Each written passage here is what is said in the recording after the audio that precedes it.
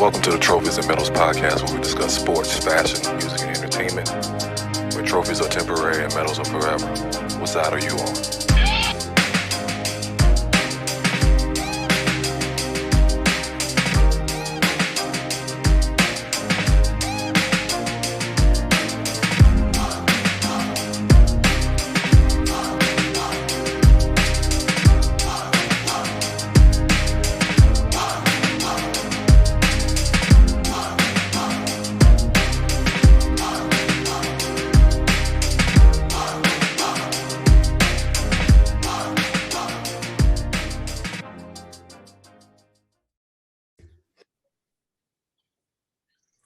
Welcome back to the Trophyz and Medalz podcast. It's your boy Batman with the Ebb Tide crew. Got Tony Love, Jimmy, and the Ebb Tide King in the building. What's good, fellas? Maintaining in the streets. Oh, good. All right, so got a good show for you all today. A few things to cover. First thing first, we'll be going into it was part 3 NFL review. We'll be covering the NFC South and the NFC East. Should be pretty entertaining. Talking about those squads. With 2 Saints fans in the building. We'll also get into the puzzling decision to start Andy Dalton in Chicago. Maybe they know what they're doing, maybe not. More to come on that. We'll also get into LeBron not getting any votes as far as being the top player in the league by front offices. 0, zilch. That's I think it's kind of a payback thing. I think it's fatigue, LeBron fatigue, which kind of goes back to his some of his MVP or lack of MVP seasons he had. Got Schroeder on suicide watch as other players are getting big time extensions. He's still playing with that $5 million. And the Tony Love prediction of December Madness. That's what we called it, December Madness. With these December Blitz. We're gonna call it December Blitz. December Blitz. Put it on a t-shirt. All right. In the Hood Olympics with these crates, everybody jacking crates from Walmart and Kroger and Albertsons and shit, trying to walk up them crates, a crate pyramid. But first thing first, let's start with track and field. So Sha'Carri was the big talk before the Olympics. She got busted for weed. People was outraged, this, that, and the other. She ran a race the other day. She came in last, sixth, last. Last. Capital L. And people clowning her. The same people, like there's been people on my timeline and I know that were just in outrage and this and that and the other. But at the same time, they posted memes about her losing. So, no new friends, what I'm saying, can't trust people, especially on social media, people be swaying whatever the trend is. But for a 21-year-old in track, she's pretty early in her career. The fact that she was putting up the numbers she was is tremendous, to keep in mind. Even in losing, she put up a good number. So I don't know. It goes into that, like the title, Trophy and Medalz is like, it's about the long term. You know what I'm saying? They ain't just trying to win a race. You're trying to be top of the top. So her goal should be to do whatever she got to do to get better and better to make it to the next Olympics. But it's just hilarious to me to see how people just flip-flop real quick on her. Well, that's the world of social media and the world of people that don't know a damn thing about track and field. Right. Especially the 100-meter dash. This is one of, it's the cream of the crop when it comes to that, being able to run that about a short distance. But then if you even remotely even seen the last few years, Jamaica's been running this for a hot minute. Oh, yeah. So the female Jamaica women been running this for a hot minute. So this ain't no just out the blue thing of a U.S. woman could come up in here and then not 121. These are grown as women that's already in their late 20s, early 30s. Shit, your girl, Sally, she's almost 35. Yeah, and came second, and you are thinking, so it's like people don't understand the levels of this, and I wasn't surprised. I will say this. I was surprised she came ninth. I will say that. Now, I thought she at least would be a little bit. I ain't gonna say maybe fifth tops because of the fact she didn't run in a long time, and I know Charles was out of shape and wasn't doing nothing that she needed to do to run.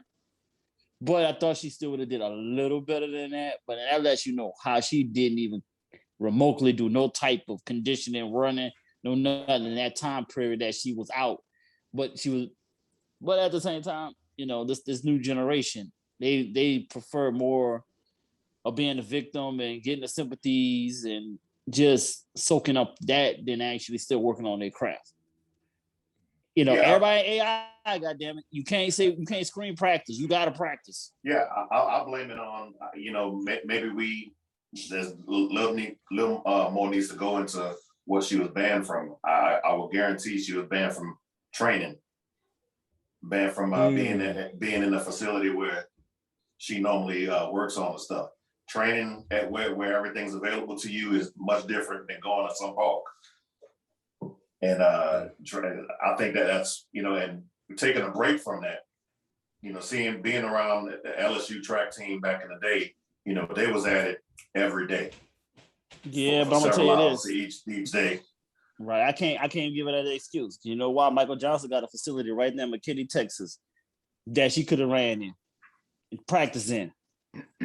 And that's not different from where you may have been there, but you somewhere else you can go to participate and be all right, because that ain't affiliated with nothing with the Olympics. I'm just saying, like, she has no, and it's in her hometown.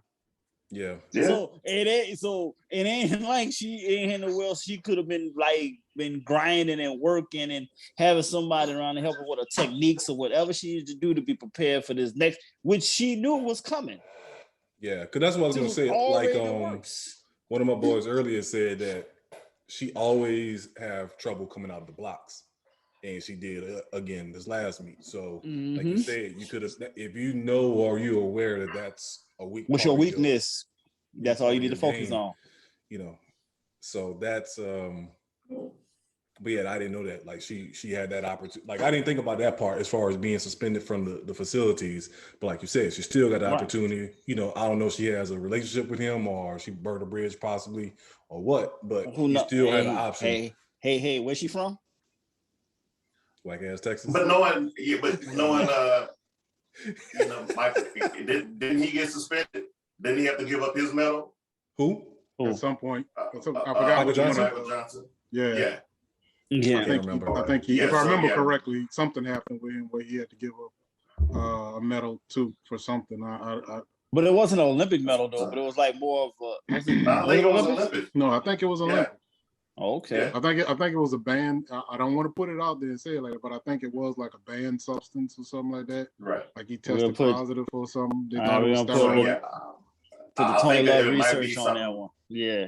You know, it might be somewhere, you know, if you ban, you ban from people that got banned from it, you know, who test positive. Felons can't talk to birds or felons. Yeah, so that's when you're on parole, you can't talk to anybody. Yeah, exactly. Yeah. Right. Parolees can't talk to you. So okay. That's a possibility too. But at the end, she just it was all bad for her at the end of the day. So I am kind of on the opposite side of this. And just a little bit. Only because I'll say it like this. So when the race was over with, because I didn't watch the race at all. So the first video I actually saw wasn't the video of the race. The first video I actually saw was her, I'm still that bitch, and y'all. So it's kind of hard when you sitting up there and you repping so hard about how you the best one, but you came in dead last. Not granted. What was going on online is totally disgusting. It shouldn't happen. We should take more mental notes of how we handle people and deal with people when we're doing it, because it's not just online, right? I get all of that. But a nigga still gonna get these fucking jokes off, right? Like, that's still like, I'm sorry, baby, you came in dead last, right? After talking all that mad shit, right? And we'll do that for, and it's not like she's special, right? It's not like it's just her. No. She's everybody. Oh no. I mean, in terms of like, no. I'm talking about this kind of special. She's special. She ain't all that special. Oh yeah, that is a positive, sir. Yes, but, that's what I'm saying. But we joke on anybody, right? Like it don't matter who you are. Twitter is gonna get you, right? If you do something stupid or crazy, it's gonna happen. But you have the right to. Right. So it's like I get what y'all saying, and I know I was one of them people that was champion for her. I also felt like, nah, you got to take your lick, right? You know, I wasn't champion for her. I wasn't champion for her. Yeah, I wasn't champion for her. But it's like, okay, now though, baby, and if you weren't ready or you thought you weren't ready, maybe you should have just sat this one out. Like if you knew you weren't in peak physical condition, like you haven't been working out, if that was the case, or you just weren't allowed to go wherever, maybe just sit this one out until you can. Because just going out there running, and again, maybe that's the arrogance of youth, right? Yes, it is. So I can just wake up and do this. Yeah, you just roll out of bed and just the sixth fastest woman. And it's like, nah, these people are fresh off the Olympics. They're in the peakest of peak conditions, right? And and you got smoked by all Jamaican women that's from the land of the weed, and they still smoked your ass, and they don't even smoke. Irony. What the fuck is right? Like, what the fuck? Who is you? Hey, but I'm still with her. Go. Nah, I'm not, because I knew where she's from. Run, so I'm out. Nah, but, I'm out.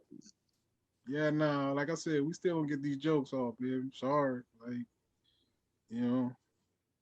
that's. But I didn't watch the interview. I kind of saw it, but I knew kind of. Well, that was my problem. Why are you interviewing her?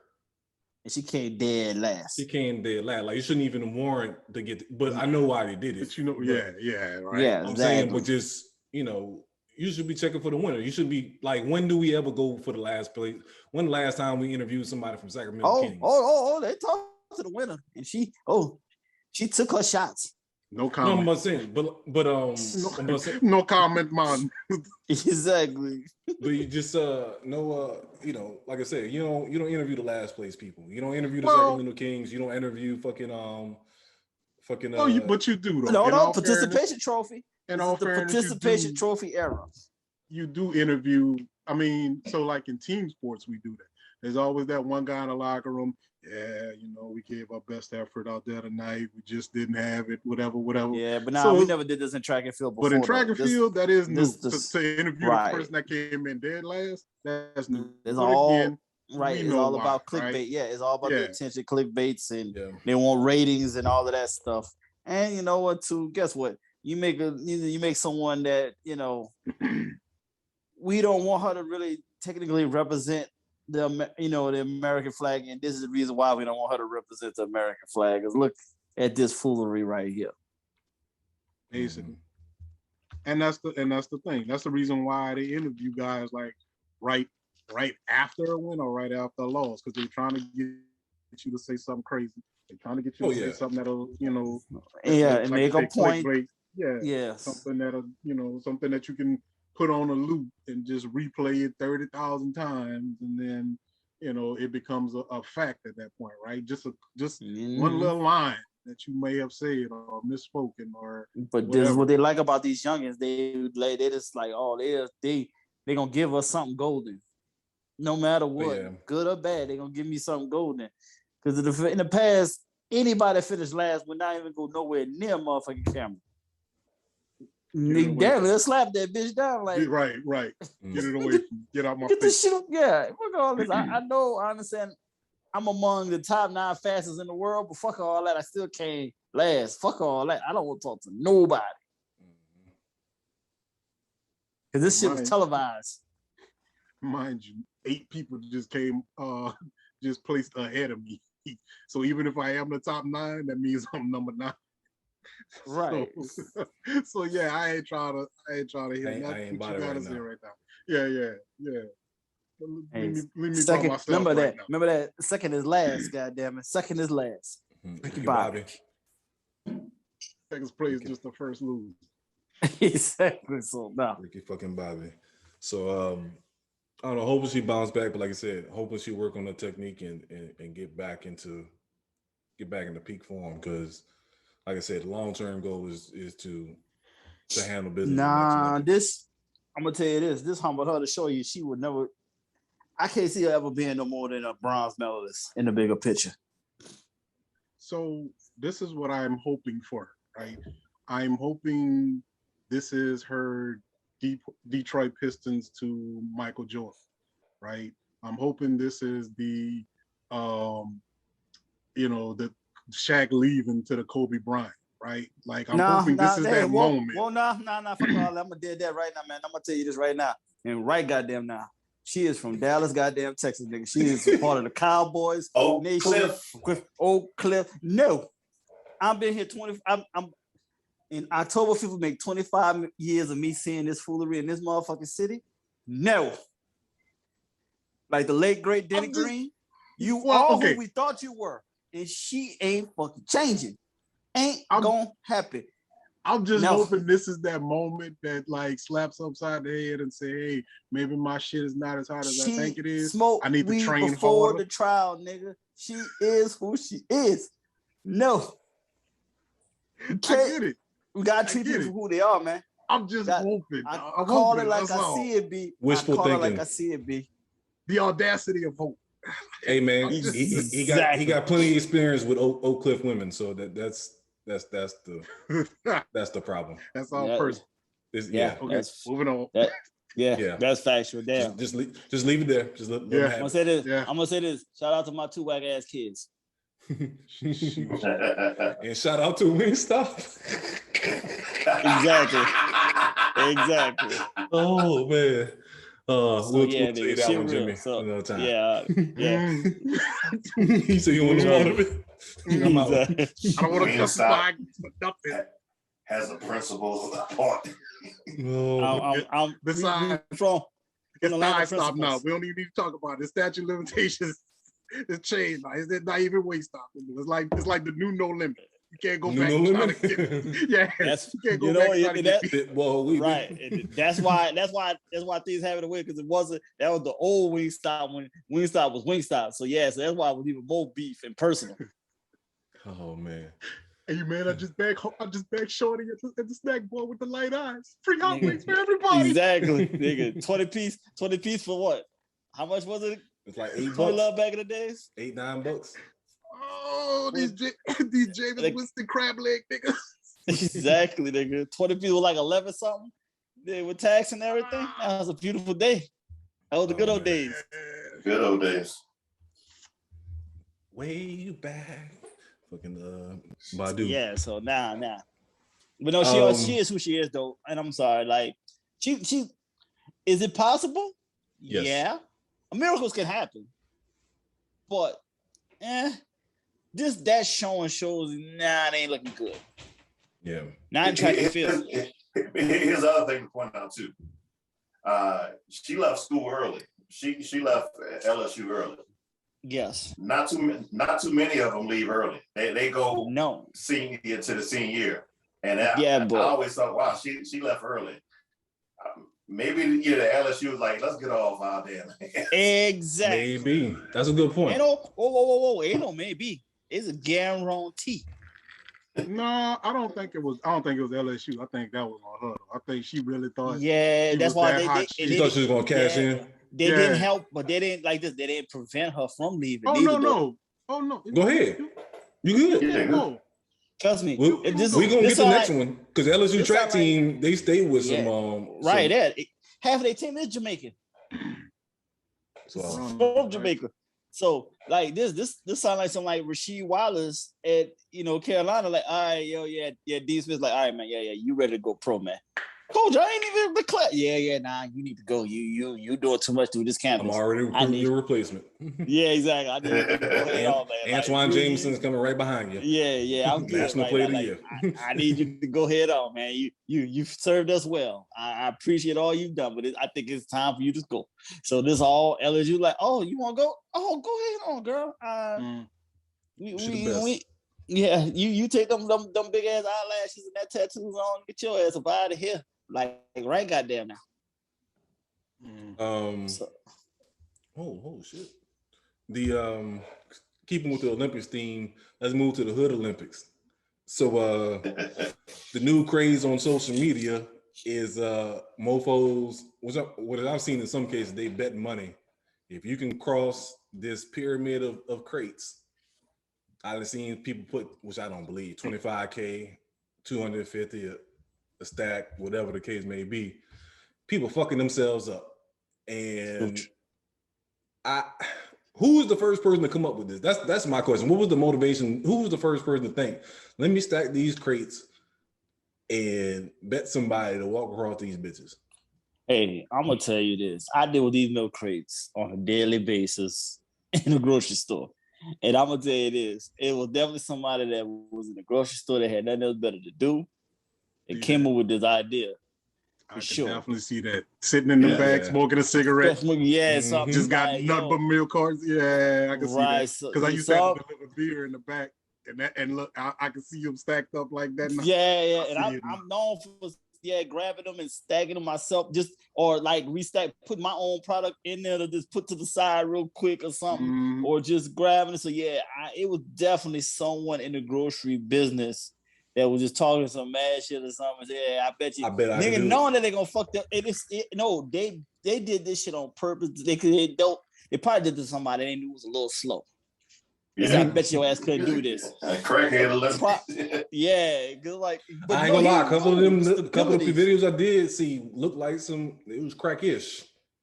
Yeah, and he knew. And the cat that came with us, I didn't know these milk crates is not the most stablest thing.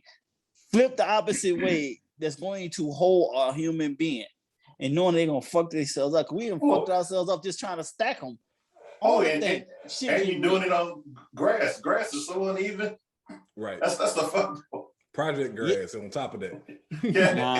But at least they'll be considerate enough to do it on the grass so that you'll fall their ass back. Then you do that shit on some concrete. You snap on something snapping. But shit, these people, I see, most of these people, they fall on top of the crates. That's what hurting you.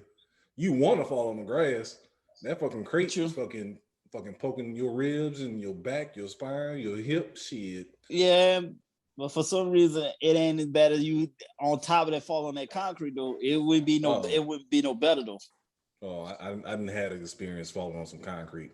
That ain't what it is. Exactly. So gonna be a lot of Sam Mitchells in these streets with fingers going every which way but straight. Sam Mitchell is freaking Booger McFarland around here in these streets, nigga, fingers going every which way but straight. So this leave well enough alone on that. But yeah, it was somebody that definitely worked in agreement and came up with this idea. What's your number? Or somebody work for the milk company or something. What's your number? What's the amount that'll convince you to try?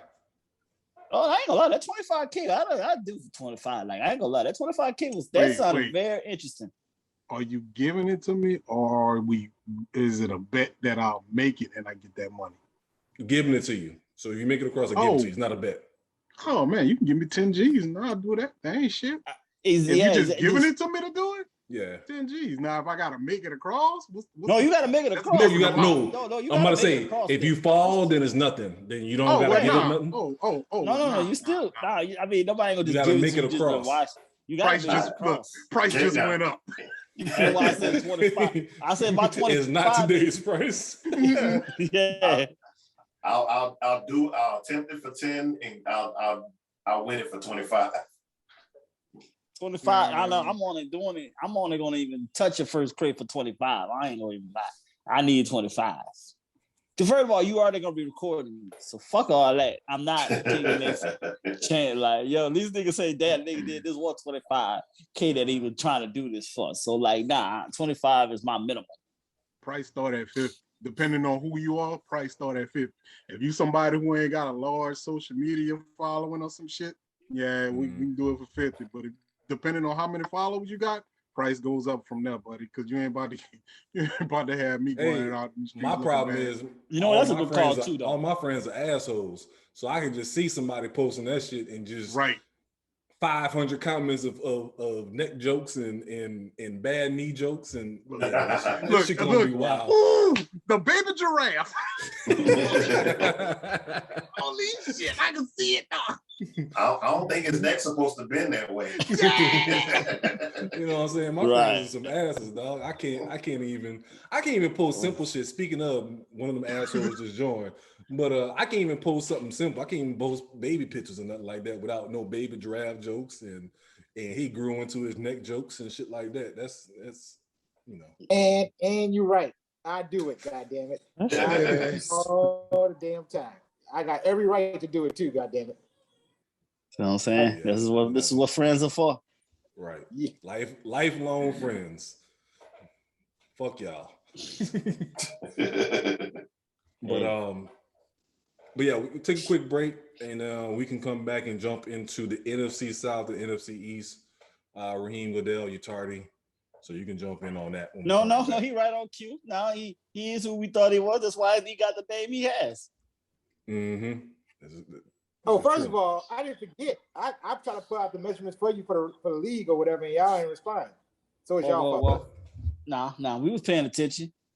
We need you to go. What no response means, we need you to go back to the drawing board and try again.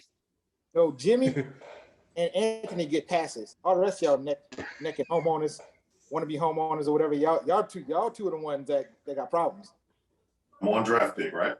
Yep, number one, bro. Got the school for life. I'll take number two.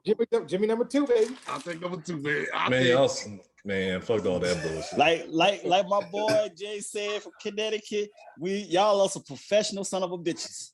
Right. It's a snake draft, right? This nigga says a snake draft. Man, I will be all out this shit to do some shit like that. I feel out this Jay style. All right. Take a quick break and we can come back and get into the NFCs.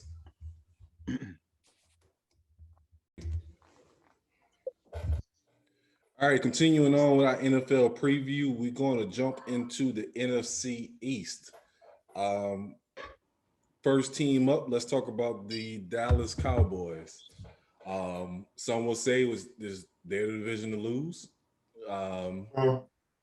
You don't agree? Pretty much. Pretty much facts. I got a dog horse, but we'll get to that later. But as far as talent-wise on paper, you got Dak coming back from injury. You got Ezekiel Elliott. You got Ezekiel actually in shape. Yeah, Ezekiel look actually like he in shape. Not looking all extra fat. Like the offensive line ain't what it used to be, but I still think they can make that work. They got 3 good receivers. So offensive-wise, this is another team that checks all the boxes as far as an offensive set. You got a quarterback that's mobile, could throw down the field, a workhorse running back that can catch out the field as well. It's a question mark on Dak still because they taking like his MRIs hasn't been positive about his shoulder and everything. But I think that's just something they're trying to play fool's goal of saying they don't want to put him on that field at all, like till it counts. Yeah, I saw kind of crazy things. Like I saw one saying, he may be out for a significant time. Then I saw another post where it was like he's ready week 1.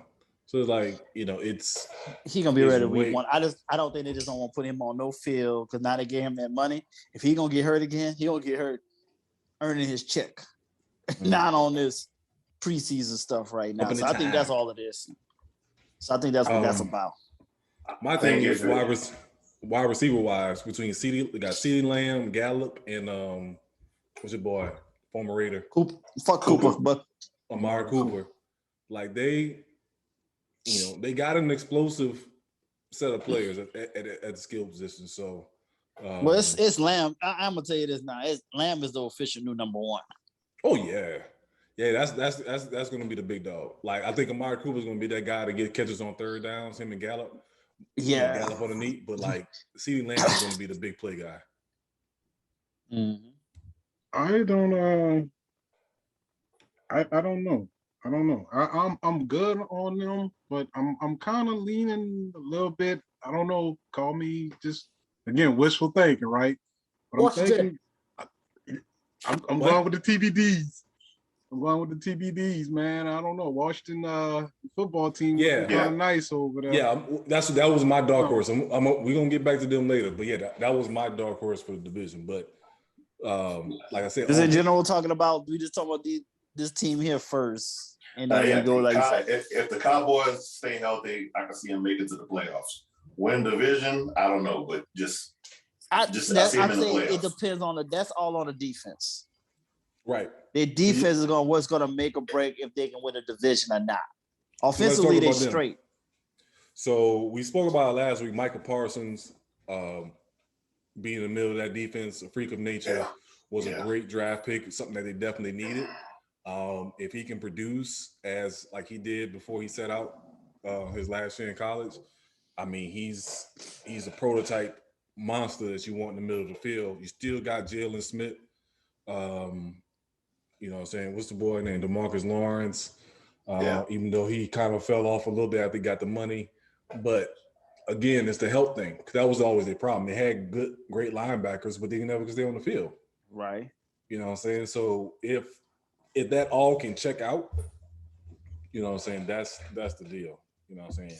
True. Secondary is still questionable a little bit. Yes. No Byron Jones no more. He's been gone. I don't even know who they got now back there. Yeah, not like talking about it. I can't think. I know they got some young safeties though.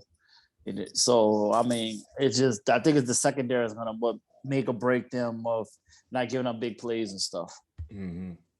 So that's but like I said, on paper they consider it as the favorite, but this is the NFL, and anything can change or tweak that. And Mike McCarthy has been exposed to the highest level now to see if he's really that coach or not. And that's what I think it comes down to Dallas, because they've been had the talent on the field, right? It's always there. It's just the coach. Right. Like what is he? Is he going to be any different than the Clapper? Right. Like that's all you got to be like. And even then, you just got to. It ain't hard to be better, right? You just got to win one playoff game. Like that's it. Yeah, exactly. This is the bar for McCarthy, right? Win one playoff game. That's it. And you probably get a 10-year contract out of that. Just win one playoff game. Not even just one. That's that you can't do one. Two.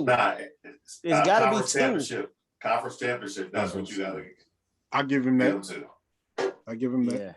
Yeah. They've not even been there. Right. Since 96. Mm-hmm. So yeah, I mean, if they can put it together and figure out what the hell they want to do, maybe. I just don't have faith in Dallas because I feel like the same way Dallas, the same way I feel like Atlanta. Just wait. They just go, yeah. Yeah, somehow. It's always gonna be next. It's always next year, right? Like that's essentially what the role model is now. It's like, there's always next year. But that's the thing. It's not the fact that I don't think none of us have actually a problem with the team. It's not the team. It's them damn fans. It's the fans, yeah. It's the fans, yes. They are the number one people. That's their number one problem is their fans than anything else. No, anything about the organization is fine, cool, on point, everything is right. It's these damn fans that make you despise Cowboys to the highest level. I'll take it even a step further. It's not even Cowboys fans I have a problem. It's the delusional Cowboy fans that I have a problem with. That's all. But that's majority of them. No, you can find. You ain't in Texas. You ain't in Texas, right? So you don't. Right. I'm not there. You don't understand how real it is. I get the inherited Cowboy fans, right? The kind of like we Cowboy fans. No, this is an example of when I knew, and this was like within the first year I moved in Dallas. I worked at Best Buy and had this dude I worked with doing car installs. This is when before T.O. joined the Cowboys. This mofo told me that every wide receiver on the Cowboys staff was better than T.O. And this was at the time, like, I forgot who was their number one receiver. Nobody. Yeah, I mean, basically. Nobody's. Right. So it was like, oh, no, T.O. can't even hold a jockstrap. I was like, I'm not even an Eagles fan, but I feel offended. Because he's 30 yards ahead of him. That's why he can't hold it. Right. I knew it was bad. Dude said, hey, man, if Craig Hutchinson just manages the game pretty good, I don't see why we can't be in the Super Bowl. See what I'm see? That's what I mean. Those are the ones. Hutchinson. Hutchinson. Not even the other pitcher that they had before. Who's the other pitcher they had a quarterback for? Drew something, right? Was it Henson? Henson. Because they're from Hutchinson Michigan. played He baseball. From Michigan. He was from Michigan. Right. Yeah. But like Hutchinson, come on, man. Yeah. You're putting all your faith in Ben DiNucci. Like, right. That's who's bringing y'all to the new. That's bringing the magic. It was like So that's what the problem mostly with them. And like I said, you you see a lot more delusional ones. Yeah. But they only of the Caucasian persuasion though. But it's too many of them. I will give the Spanish community their fans. Nah, they real. They be like, nah, this shit sucks, and I'm gonna give them respect. Nah, I say black delusional cowboy fans. Yeah, I see way. No, I was going to them next. I said the niggas, not blacks. The niggas is a different one. Then that's your next delusion because you got some black folks that's, they got some sense, but the niggas, nah, they ain't rap too tight. Nah, yeah. Before the Patriots went on their run, they run down the Cowboys been in more Super Bowl games. We won more playoff games. We sit up there, won more division titles and everything. We the best. That's the reason why we America's team. We the best thing that everything that happened to football. Ice cold ever since. Like a whole nope, bunch it's of called elbows. it's called the curse of Jimmy Johnson. You did Jimmy wrong. No, they putting them in. They didn't finally put them in. That's why the curse could be lifted. Hey, somebody finally he said he was him. Gonna do it. He said he was gonna do it.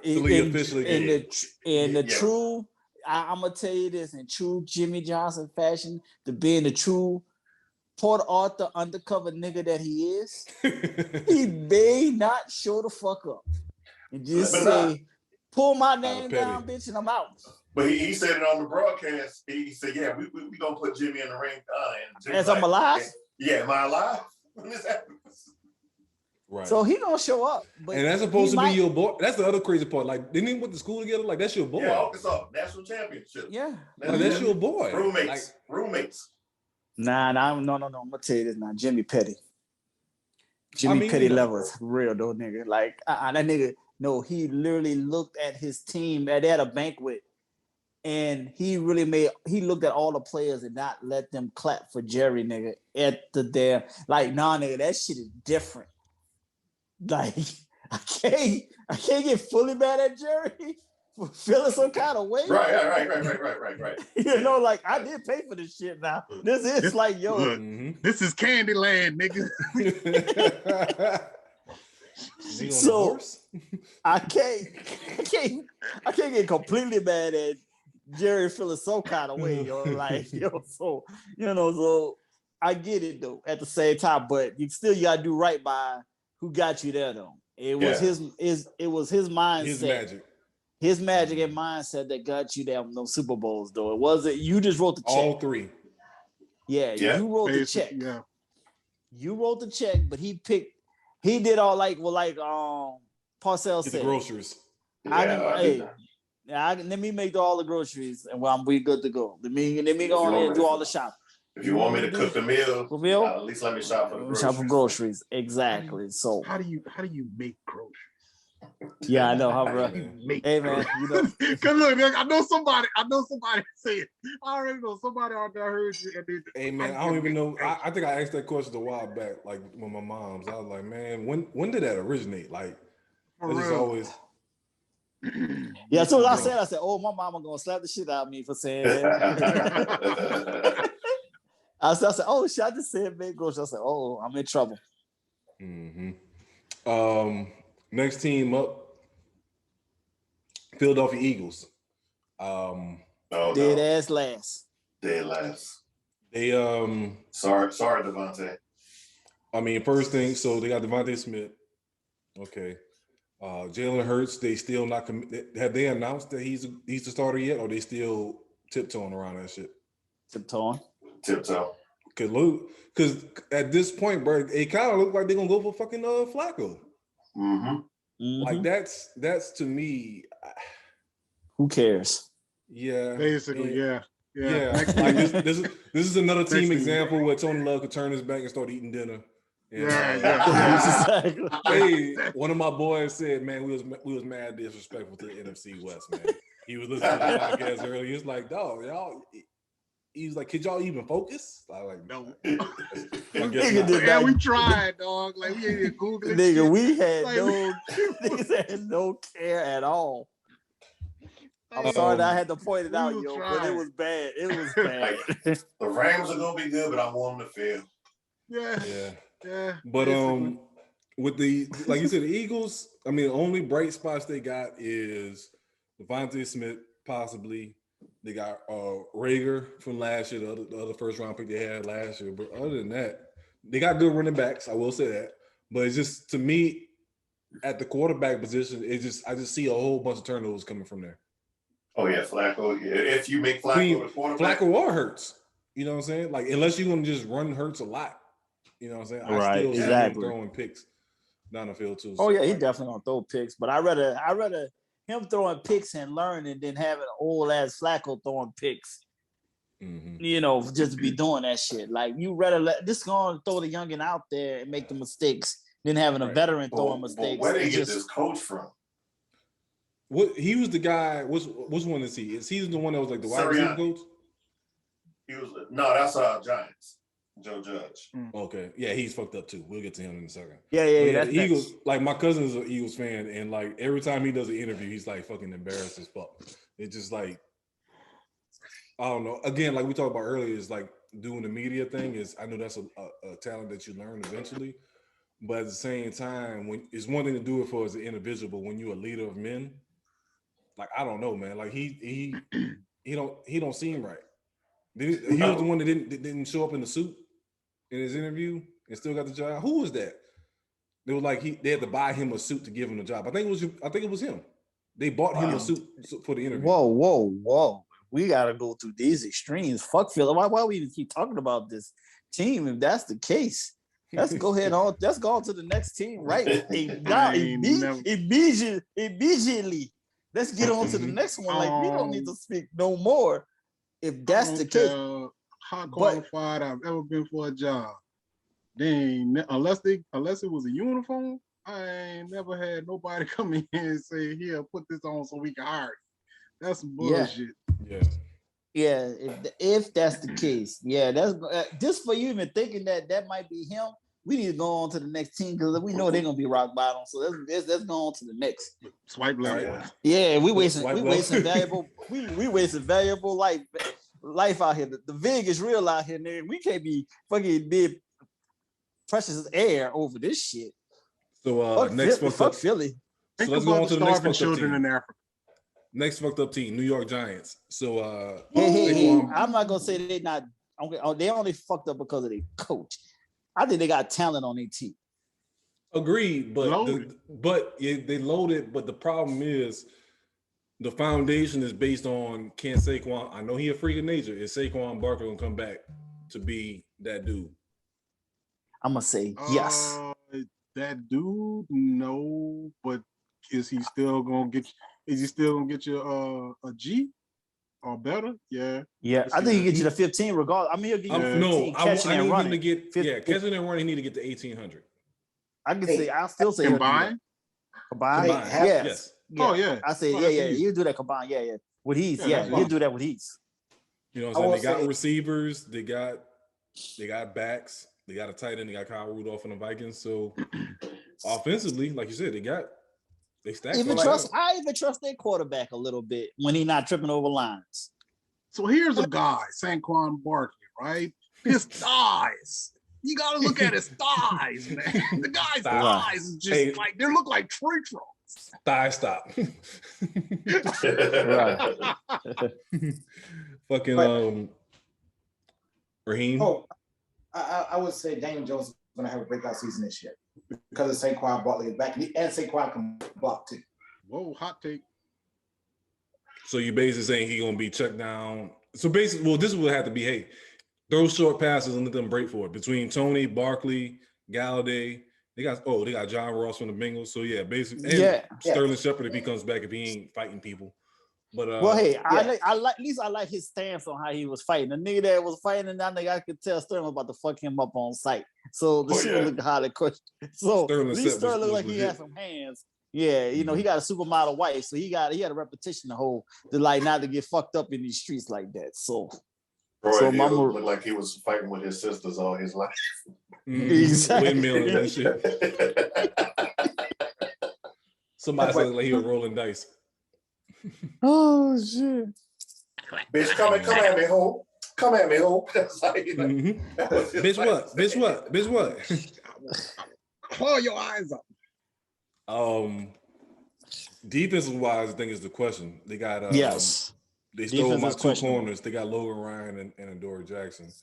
But defensive wise, did you still really want them? Did you really still want them? Oh no, yeah, he kick rocks.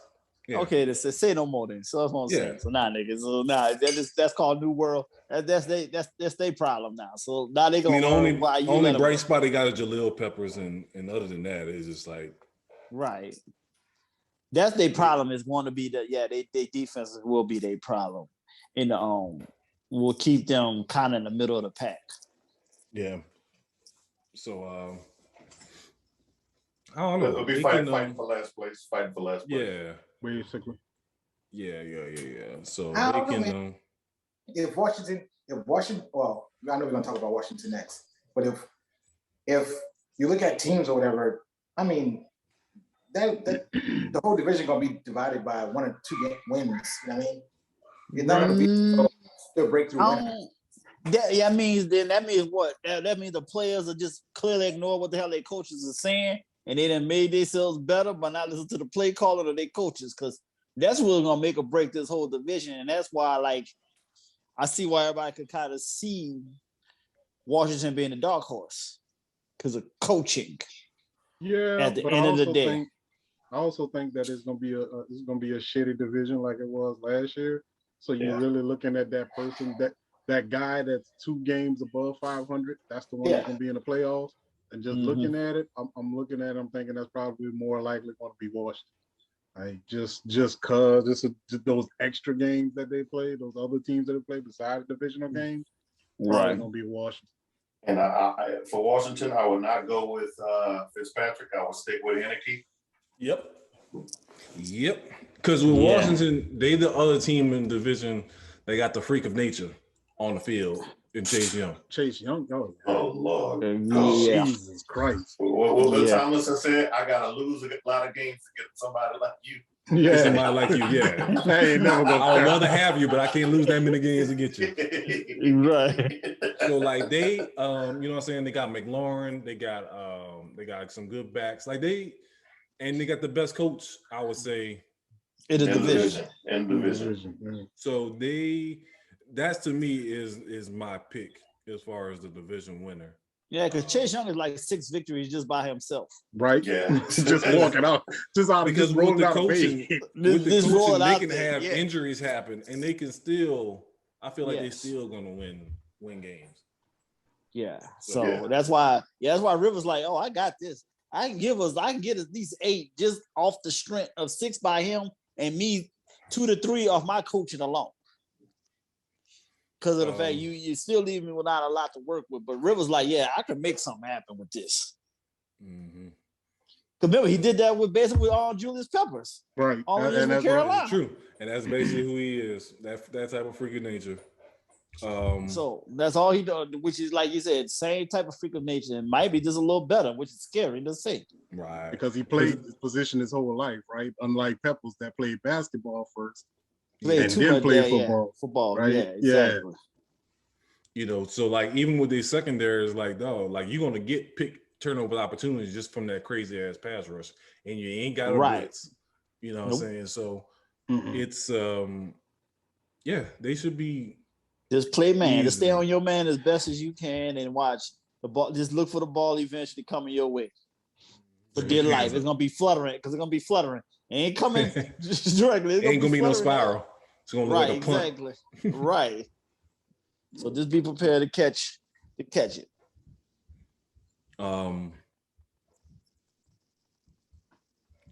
What you think about did they ever change the name? Or They still ain't got a name yet. They have 3 names that they down to. They're down to the final 3 now. now. They're down to the final 3. Okay. Mm-hmm. what are they? Well, no, they put up 8 names, and they said it's the final is out of those. The final 3 out of those 8 names. But they still trying to make it a spectacle. Okay, so they didn't even say what the final 3 is. Right. I think it's easy though. Like just my picks, just looking at the names in terms of like branding and selling merch and shit like that. There's only really 3 you can really go off of if you're going to continue, especially if you're going to continue having the same color scheme and everything, because you already got this built-in Redskins paraphernalia already out.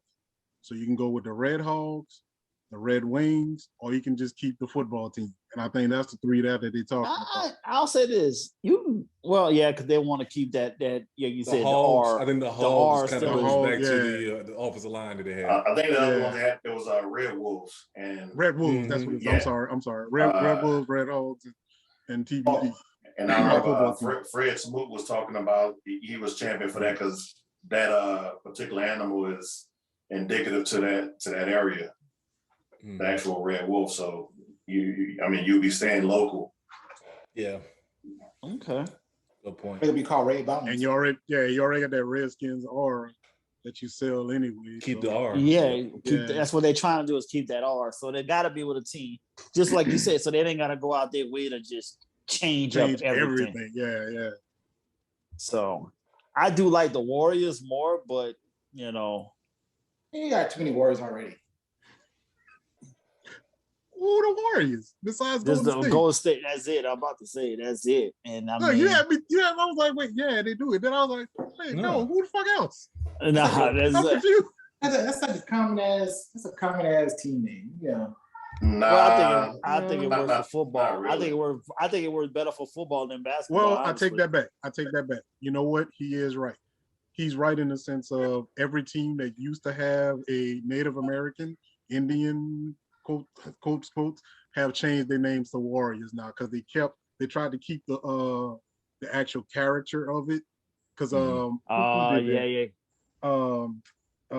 Monroe tried to do that. They were the NLU Indians, and they changed it to Warriors, and they tried to keep the actual character of it, and they ended up having to change that too. But there's Hawaii too, the Rainbow Warriors. I forgot about them too. Yeah. So yeah, we got a couple of Warriors. They got a couple of Warriors. Right. Tigers and Wildcats, most common mascot. Yeah. Yeah. No, well, at least that's the thing though. We don't even have that in football at all, either one of those. So it's not like it'd be the end of the world having the Warriors in football. Yeah, no. But I don't see no Red Wings have. Well, not the Red Wings, but Red Wolves. Red Wolves. The Red Tails. It could be named Red Tails. Oh no, yeah, that ain't never happening. That ain't never gonna happen. That's wishful thinking. It's most likely the Red Hogs. Yeah, it's either Red Hogs or Red Wolves. Or Red Hogs sounds fucking stupid as fuck. The Hogs, like I said, the offensive line. Yeah. I would just vow not to ever be a fucking fan again. You fucking gonna think I'm gonna be a fucking hog in DC? That's not even niggas don't even eat bacon in fucking DC. What the fuck is with you're a Raiders fan anyway? I ain't a no fan. So for me it's shit. No, I ain't a nothing. But I'm gonna tell you this: that shit ain't sounding right. Fucking now that works for if you in Alabama. That's an Alabama fucking name, and y'all all know that shit.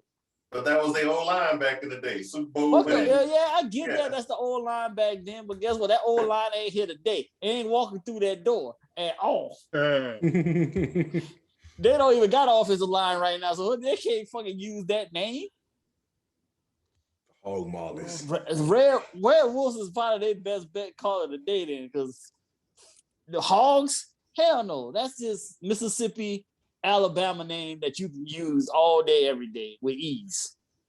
Funny that he missed the actual state that the Hogs are in, right? He didn't say nothing about Arkansas.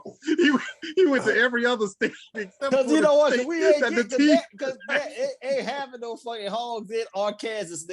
We go and you don't even call it Arkansas. It's called Arkansas. Goddamn it! They don't even get no fucking love by the. They can't even fucking call Arkansas. They call it Arkansas, but the shit is Arkansas. So nah, That's nigga, they all can't even spell right. So nah, we ain't even dealing with them right now.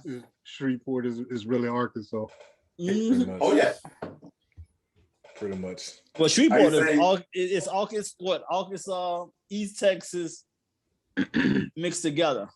Nah, I used to say Shreveport is East Texas, Grambling and all that, and Ruston is South Arkansas. And the middle Monroe is Mississippi. West Mississippi. Yeah. Hey, they be offended as hell. I think I posted it a few times. Like, Hey man, hey, I have a miniature person in here in this house right now. They ain't feeling me right now. She from Monroe. She ain't gonna be liking that shit the minute she hear me say that. We had shit. that conversation when I was there. We already talked about Yeah, I it. know. Oh Yeah, I know. no, my God! Oh no, that team not really Louisiana though. I'm trying to tell you. Oh man. So yeah. It's not. It's really not. So take a quick break. We come back and talk about y'all raggedy ass NFC South. And Yeah, ain't look good for y'all. They That's perked all up I'm real gonna quick. say. They perked up real quick. Look, Yeah, raggedy. perk up to be disappointed. But let's go and get this over with. We know the Saints ain't going to the playoffs. We'll touch on that more. Yeah, exactly. All right. At least I got one realist. All right. Moving on to our next division. Good old NFC South. Who y'all want to start with? Oh, me, please. Please start What with you me. Go ahead, Jimmy. All right. Oh, okay.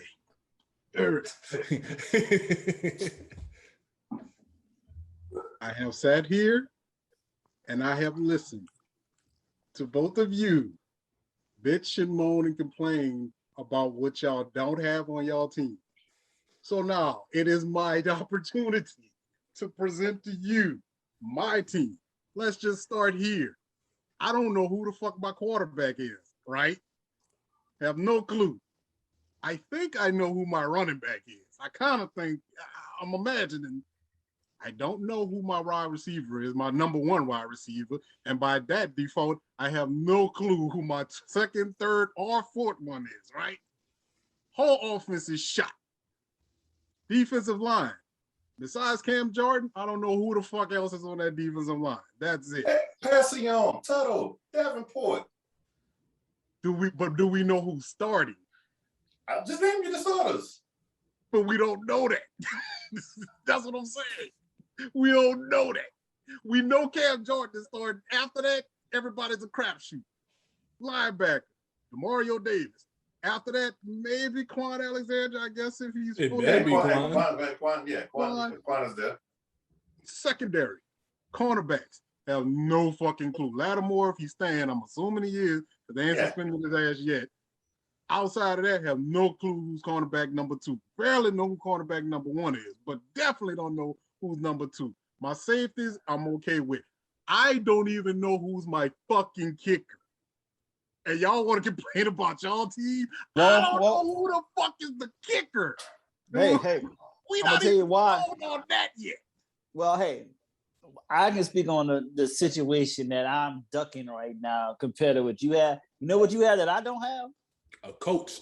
Fucking coach, goddamn it. So I ain't trying to hear your fucking third world party. You know, third world stories. Bananas. So I ain't trying to hear your shit. You can make something happen with your team compared to what the fuck I got. No. How many times in the past have your coach? Yes, but how many? This ain't nothing new to y'all. Y'all do So I tell you this. So them years that Michael Colson, them early years when Michael Colson was the number one guy, ain't no way they went into camp saying that's my number one guy. They always thought it was going to be someone else. When you knew he was the number one guy, yeah. When you knew he was the number one guy, no, I'm talking about before he became the number one guy. I guarantee you, they had somebody else in the camp thinking that was the guy. But that's what I'm saying. It was Joe Horn, right? Yes, but that's what I'm about to say. Right. Sean Payton makes it happen Right. Wherever it comes there, comes it through there. Hey, you make sense. That shit that I'm looking, that shit that I'm seeing on paper right now, don't make sense at all. Sean Payton got a history of making shit. Yeah, man, don't go against your coach that been pulling these miracles off all these years. Hey, mayonnaise could have been. I got it. Miracle Whips. Look. Unless it's Rufus down there coaching the boys, I ain't trying to use shit. I don't know. Look, I don't even know who my kicker is, dude. Like seriously, I don't even know who my kicker right now. See what I mean? Look, Will Lutz got hurt. Our boy got hurt. He got. Yeah, I'm saying Lutz got hurt, and I don't know what the fuck. It's like. But see, that's not that doesn't count though because it's an injury. So I don't know who but that all plays into.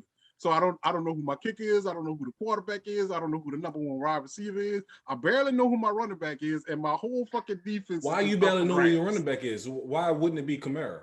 It's him, but I look at him not as a 3-down back. I don't look at him as like he's not that guy. But here's my response to you. Like you said, you don't know who these people are. We didn't know. Remember Chris Ivory? Remember how he was balling out for us? Fred McAfee. We didn't know him. Yeah, so we didn't know him. So I'll stop. We didn't know him. I'm not saying that it's not going to work. I'm saying in comparison to these two assholes over here talking about what their team ain't got. And, I ain't got shit. That's not my thing. I think it's different. That one up in Tennessee, he got weapons all day. He just that's what I'm saying. No. Let's get this straight. My problem is injuries. And that's everybody's problem. I know that, but that's everybody's. But Julio Jones haven't been playing. Well, remember he was playing. Here's the best thing about Julio Jones. He's not even your number one receiver. Exactly. That's the best part about it. I don't even know who my number one receiver is. I think it's Michael Thomas, but we might ship his ass out of week 2. Who's my number one receiver? I don't know yet. With that so-called team, I'm not rooting for. What their number one receiver is? Ruggs. Tight end. Ruggs and Waller. Yeah, Waller. That's a hell of a. Hey, look, that's a hell of an option number one. Let me tell you. Right. Again, as a Saints fan, I can tell you that's a hell of an option number one. Because imagine Waller in the Saints offense. I'd rather have that shit than any offensive wide receiver I got right now. I'll tell you that now. I'd rather have Waller than any. You can take that whole receiving core. And if you're going to give me Waller, you can have every pick one. So you rather have my quarterback than the quarterback I have? I'd rather know who the quarterback is. At least you got David. At least you know you're running with David Carr, and look, they're running with David Carr as a starter, and they're making packages from Mariota. Now, if they tell me Winston is the starter and you're creating packages for Hill, cool. That's the answer. But that's what's going to happen. That's what going to happen. Cool. But you're not even saying that. Like I don't know. No, they don't want to say it. It's week 2 preseason. It's week 2 preseason. But again, you know who you got. Who's your starting quarter? Who's your starting quarterback? Tannehill. Who's your starting running back? Henry. Like, we know your team. We don't know what my team is yet. Look, they still trying to figure this shit out. At the end of the day, I got Saints, either 9 or 10 games in the third wild card spot. Yeah. That's where I got them at. I was sold on them going to the playoffs before I saw that video clip of Jameson kicking his legs back while he's stretching. That right there let me know. Exactly. Let me tell you. If that one video swayed you, you ain't been paying attention this offseason. No. He has a collection of them. No, I've been paying attention. But once I saw the final straw. He said that's the final straw. I was like, hey man. That was it for you? I didn't have enough. Hey, all you needed was a nigga to just put Sissy Nobi in the background and we done. I saw a video when they put that they put what's your boy name? Hot Sizzle? So I did that one. Spice Adams? Yeah, Spice Adams. No, I'm coming in hot or whatever. That shit. Oh, I'm coming in hot. No. The bounce shit. I didn't see that one. Talk about that. I know what you're talking about. Yeah. Hot Sizzle, what his name is? Yeah, man. But whenever I saw that, I just was like, man, we ain't. He was busting it open, bust it open. You know what I'm saying? Nigga went from crab legs to throwing it back. You know what I'm saying? That's why I'm like, bro, I sat here and I'm listening to all y'all talk about what y'all ain't got. Man, I don't know, man. My team, I don't know.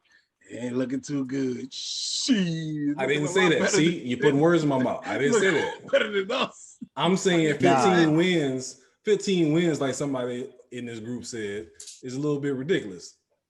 You know what I'm saying? I was just saying. 15 wins, maybe. I'll give you that. I'll give you. It's not going to be that 12.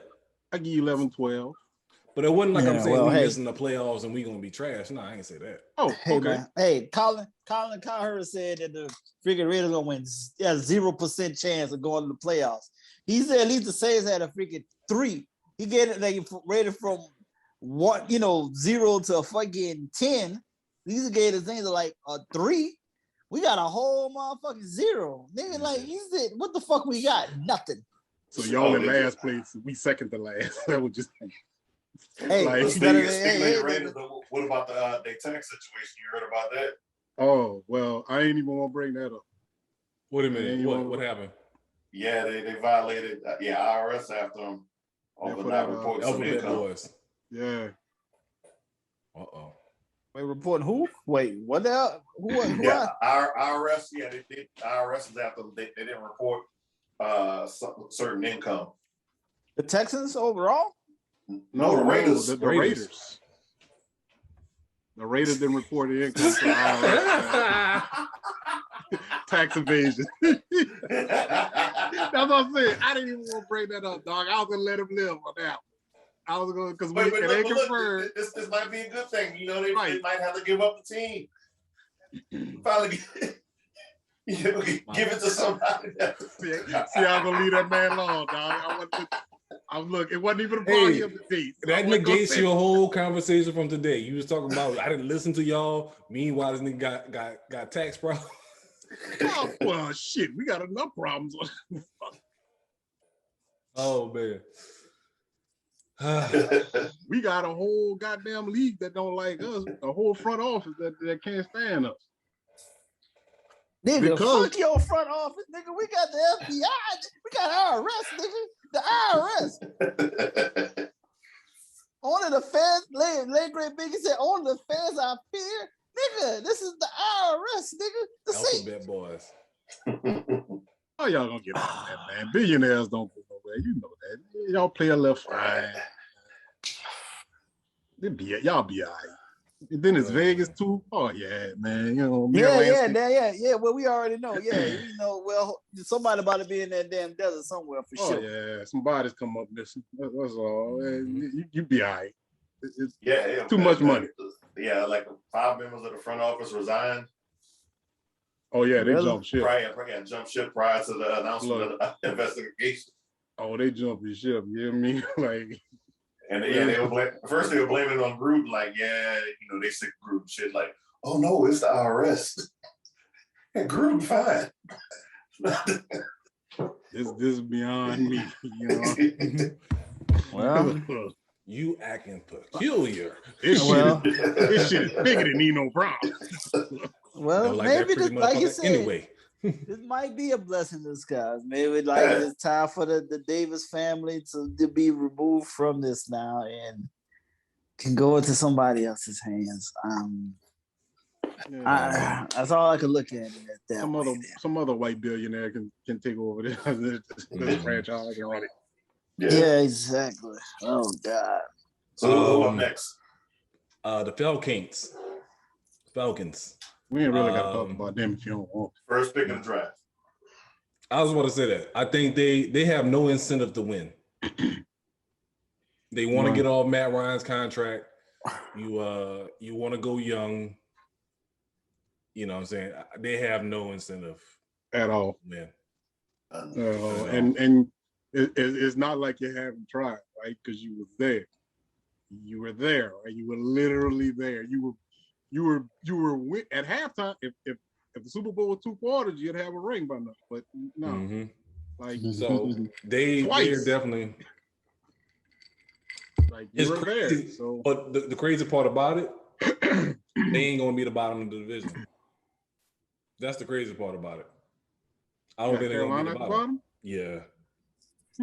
I don't know. I don't know. I still got. Well, they don't. Well, okay. They don't really have a quarterback. Nope. But they have defense. They do have. They ain't got no defense. Nah. They got decent. No. It's decent. No. It's serviceable. No. Serviceable. That's the word. It was better than what Atlanta got. What he wants to It's show better up than Atlanta. What, you talking about Atlanta defense or talking about somebody else? Panthers versus Atlanta. Yeah, we can stick with y'all said. So like it's the difference is the Panthers got McCaffrey, but can he stay healthy? That's it. Yeah, you know what I'm saying? So if he goes wild, he can win some games by himself. But I just feel like I don't think I think he's going to be out of there. I think he's going to probably play one more year there and then going to try to dip. Well, the keyword try. Yeah, about to say, yeah. Keyword try. They'll franchise the shit out of his ass. They know that's their moneymaker, so they're not going to let him go gracefully. A white boy running back? I know. See, exactly. In the South? Exactly. Carolina? Hey, what did Stone Cold say in that movie? Is this how white boys run? Shit. I ain't even say it. It was like what movie? The jail movie when they was playing football in jail. The longest yard. Yeah. Like Black Unity. That's like saying Black Unity.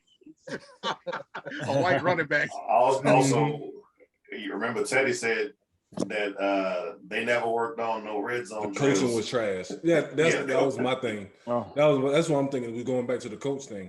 Is like even though the Falcons had their issues at coach, the Panthers have the issue at coach since they lost Rivera. You just got a young coaching staff that just kind of trying to figure shit out. That's all. And I mean, and like you said, they didn't even have a legit. This is their first, legit training camp this year and everything. Also, because for them, they also don't have an incentive to win. So they trying to, like you said, if you got a young coaching staff, if you ain't trying to move on from them, you might as well try to play the long game, learn with them, get you a good draft pick. Wait. Do they not have the Mono King? They do have the Mono King. Yeah, they do have the Mono King, yeah. Hey, anything possible? I like their backup better than Donald, though. Yeah, the guy from XFL. Yeah. Who's the backup? What's his name? Jackson? PJ something. I can't think of his last name. I have to look into that. I know you're talking about. Yeah. That's the cat that was in the XFL. And he was out there doing this thing a little bit. So he ain't gonna be the starter. He ain't gonna be the starter. Walker, yeah, but he was doing this. He did his thing so far in this preseason. He's been putting up some decent numbers. Yeah. But he ain't gonna be the starter. It's definitely gonna be. We know he ain't gonna be the starter, but hey, we still know they're gonna be better than Atlanta. I don't know. I still don't know. Yeah, I don't know, man. I'm gonna roll with that one. Atlanta is intentionally trying to tank all the way through. The difference is, I don't think. Well, no, I don't know. Well, put this: the Panthers and the Falcons definitely be in the top 5 in the draft. Guaranteed. For sure. It's just a matter of what order. Man, they got Sammy D. Man, that's the best quarterback in the NFL. What's wrong with you? Hey, he's so good. He see ghosts. Oh yeah, Sammy D. Mm-hmm. So, what you said, Tony Love? Can you have girls sit on your face in the off season, sir? So don't eat ass, man, during the season, sir. So yeah, those two teams, man. It's just. So are we basically trying to say this division is going to be a division winner with a losing record? No, Tampa Bay is Tampa Bay's going to be. Oh, that's right. Fuck. You know what? Tampa. Fuck Tampa Bay. I forgot. I ain't acknowledging them bastards. So I will say this. I say Tampa wins the division. The Saints are a close second, and then those other two are just bottom feeders. You know what I'm saying? Hey, I do you one better. The Saints win the division, but Tampa Bay wins the Super Bowl. How did that work out last year? Yeah. And they won it the same way. They lost to the Saints in the first game of the season. That's the same way they won the other one. Shit. So I'm with Tampa, I mean, it's not much to say about Tampa. You know, they pretty much bring the whole team back. I mean, if Antonio Brown it's- stop punching people out, Yeah. It's gonna- Will Antonio Brown behave? Well, he is who he is. Goddamn it, he a Brown. What the fuck you expecting? there we go. Forgot about that. Nope, Forgot about that. it's gonna fail. Tampa experiment's gonna fail. Now with Tom What's Brady, your definition of fail? they may not win the Super Bowl. You're not gonna win the Super Bowl anymore. Well, I don't think they're gonna win the hey. Super Bowl. I think they win a division, but I don't think they win the Super Bowl. Yeah, that's all that matters. They won the Super Bowl, so they once again playing with house money. Remember, they lead the division now with most Super Bowl wins. That's all they care at the end of the day. Bragging rights. Well, but that is true. Yeah, you want to talk about somebody who has no incentive to win, right? Like the whole team, dog. You ain't added nobody. The whole team is back. Like No first. yeah, blood, we no- want yeah. Right. I think so. I personally think there's more. Well, this is my thing, you know, and right now, currently, you got these. Well, technically, they wouldn't have never won without people coming in, but now you got these people who kind of big headed about their Super Bowl win now. You know what I mean? Like, you know, so I just look at like, even though it's for house money, like Coach Arian is changing. You know, he's a little bit more corporate now, whatever the case may be. You know, this you know what I'm saying, but I'm just saying, like, you know, there's no hunger in this situation at all. It just They don't care, nigga. They done. They good. They playing with house money. Especially them saying, "Oh, niggas." hey. You know what I'm saying? Signing new contracts and shit. Hey, that lets you know even more. This is gonna fail. One and done. But yeah, like this. Remember now, you know, like this. You remember this is a division at one time didn't have not a Super Bowl winner. Now every team has been to the Super Bowl. Wait, Carolina went to the Super Bowl? Yeah, Carolina went to twice. That was our hope right there. Carolina, everybody, and Tampa. Everybody been twice except for us. Yeah, but at least y'all went 1 for 1. At least But we y'all, got you one. can say, We got still you got it though. That's the fact though. So that's the thing. So this division, like you said, everybody just chilling. Y'all just, you know, everybody just y'all, you know, everybody just playing for the next season. Honestly, they just want to see if they can just make it through this one here. Say, well, like you said, except for Tampa. Tampa is just like they just like, hey, we don't. If we make it to the playoffs, good. We straight. We don't care. We stay on the high from the Super Bowl. It don't matter. All the rest of, you know, the rest of the division, everybody just slide for positions to see where they're gonna better the team the next year. Mm-hmm. Bottom line. I'm just trying to figure out who my quarterback is. That's all that is. I just want to know who the quarterback is. You already know who your goddamn quarterback is. You just don't want to say it. Hey, make sense. Look, I tell you this. If Peyton comes out and say Taysom Hill is going to be your quarterback, y'all will also be in the top 5 of the draft. Yeah, that means he letting you know he's tanking the season if that's the case. Here's the thing. The only problem I have with that is the motherfucker gonna tank and then draft a defensive lineman in the top 5. So it don't really matter. It don't really matter.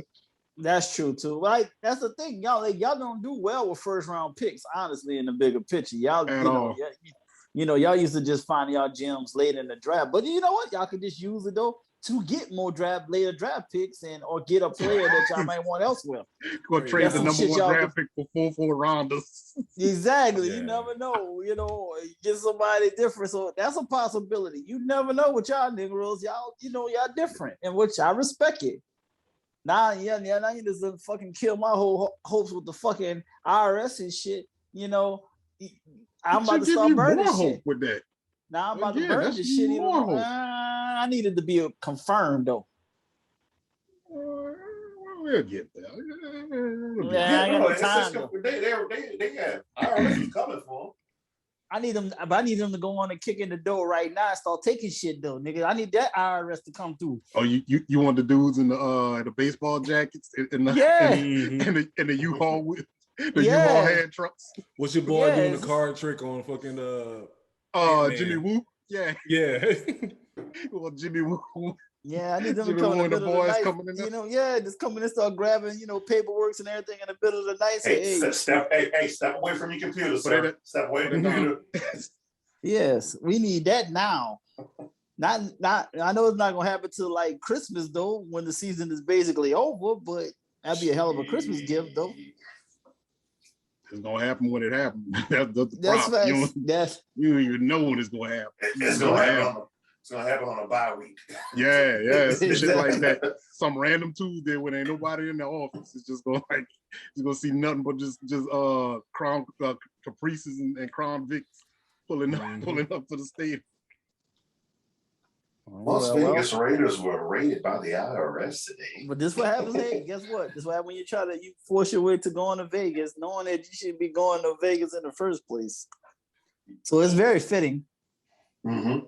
And I think that's what it's around. They couldn't even get 5 years in Vegas before this shit hit the fan. Look at that.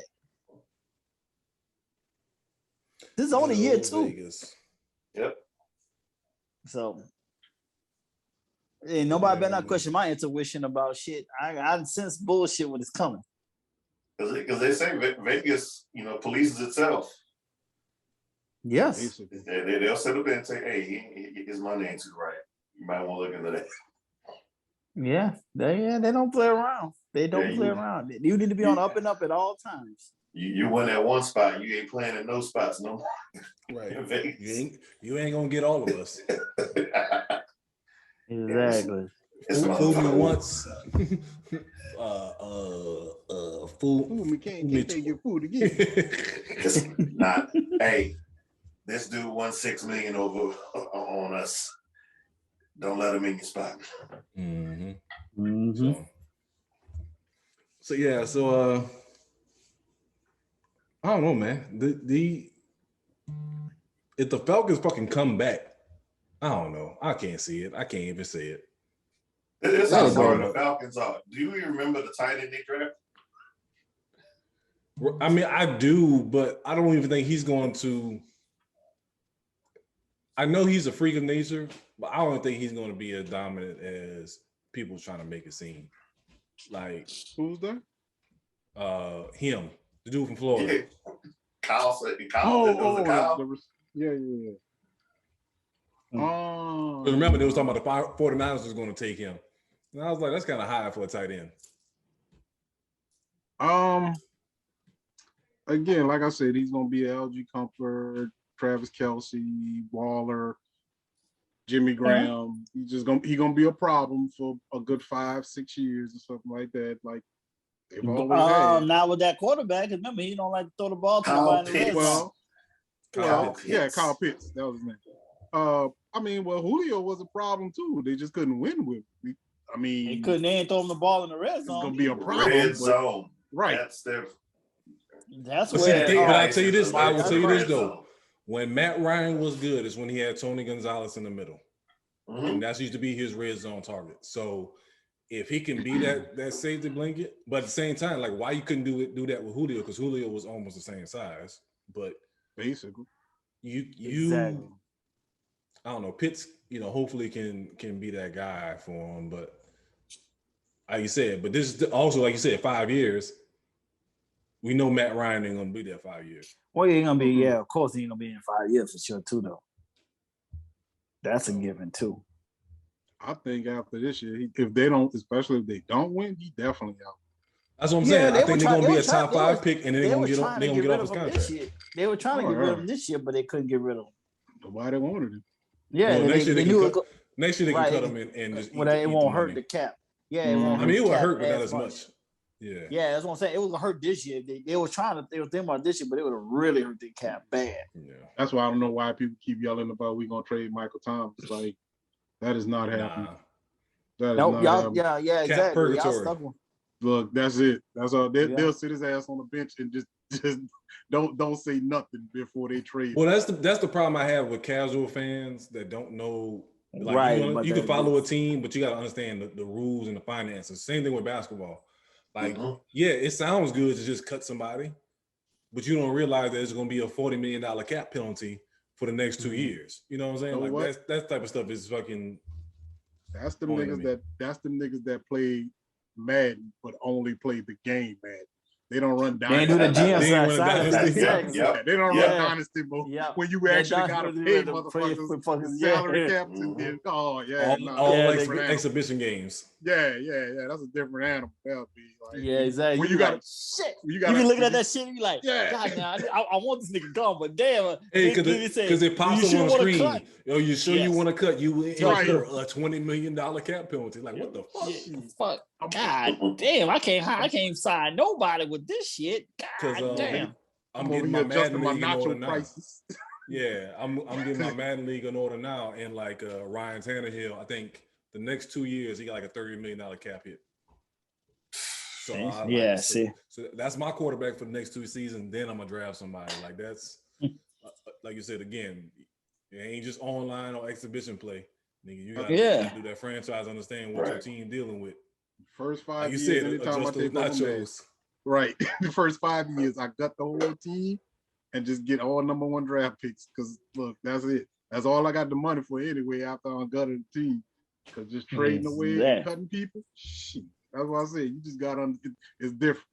Different. Oh, it's definitely different for sure. That's one thing. You be like, God, you just take that deep breath, like, oh shit. Or just those folks who don't know like the rankings of offense and defense. Like I remember, when Drew Brees was in his prime, but we were losing, and you sitting there talking about, man, Drew Brees losing it for us.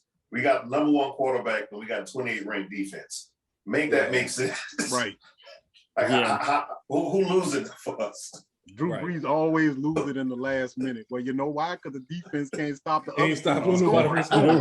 That's why. Exactly. Shit, it shouldn't have to come down to him making it the last play. Fuck, he shouldn't have a Friday. Yeah, he shouldn't have a varsity blues moment where he got to throw the winning touchdown. I don't know your life. You're wrong, Mark. You're wrong, You're wrong, Marks. Oh man, we used to watch that shit all the time in fucking college. Did that come out when we was in college? Nigga, we watched that shit like a million times. Yeah, it did. That was late 90s. That Kiss of the Dragon and Tombstone was the 3 that we watched. Yeah. You wrong, Marks. You fucking wrong. Oh man. I got my mom's doing my recruiting for me. She got Graham to come see me. We all right, Moms. Like, damn, nigga, that was two long ass extremes because you was hot as a motherfucker 5 minutes ago. Nah, we cool, Moms. I'm gonna get you a touchdown. Oh, well, we cool now. Hey, walking in on your teacher being a stripper. That's some industrial hand shit. Look, what was I about to say? Oh, boy, you said it. Look, I couldn't get it out my fast enough. Hey, that's some industrial hand high shit. Now, I'm about to say, because I know I went to school with a couple of them in elementary. They got busted on that shit. So, yeah, man. Yeah. You can't bust nobody for some side hustle. God damn, that's so disrespectful. No. I'm talking about. They were fucking the students. They was fucking the kids. They was fucking the students. Yeah. And in one case, it was a threesome. How you want to look at it. Yeah, one case it was a threesome. There was 2 teachers and 1 student. And somehow the student was talking about couldn't keep his mouth shut. Yeah, the husband caught up with it and reported the shit. Oh, once again, these stupid ass kids today. God. But folks, let's not minimize this. That student was raped. Let's keep that. He was raped by 2 women. By 2 women. Let's be politically correct, sir. He's a biggity bitch for opening his goddamn mouth. Mine was my first time. She was 18. I was 12. Welcome to Louisiana. See? Welcome to Louisiana. Shit, this is how going on out here. My heart goes out to you, Jimmy. My heart goes out. It has. You're the victim here. I'm entitled to compensation. Did you lose your virginity to an older white woman? You're entitled to compensation.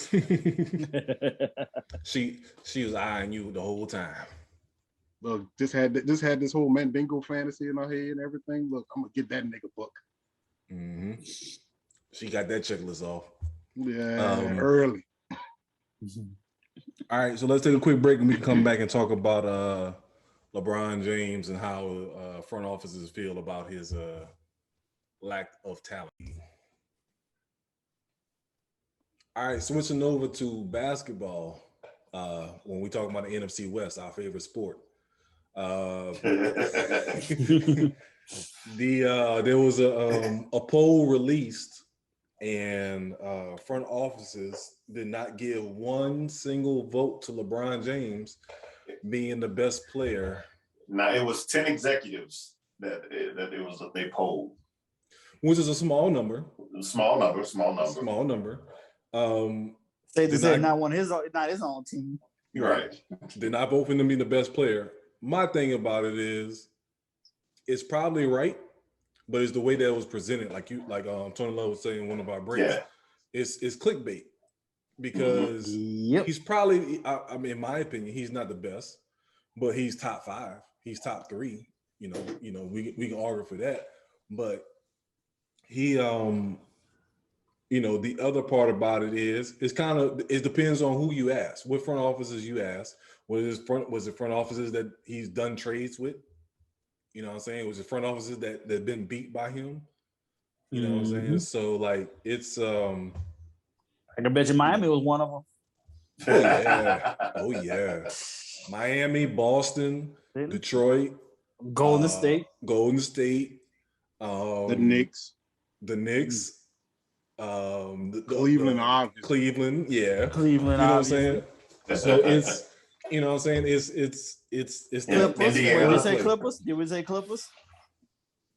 Would it be the Clippers? Maybe, but Indiana. Clippers, Clippers only because of the fact they are both in LA. Mm-hmm. As I said, I could see. Oh, Toronto. Definitely. Yep, definitely Toronto. Chicago too, because that was one of the teams. Yeah, Boston. Oh, definitely Boston. Because it was supposed to be. I said Boston earlier, but it was supposed. Okay. Because remember, Chicago was supposed to be the team. It was supposed to be Wade, Rose, and LeBron. Yeah. That was the team that was supposed to get them, because it was the only team in that time that could fit. Could take on Wade and LeBron contract and keep Rose.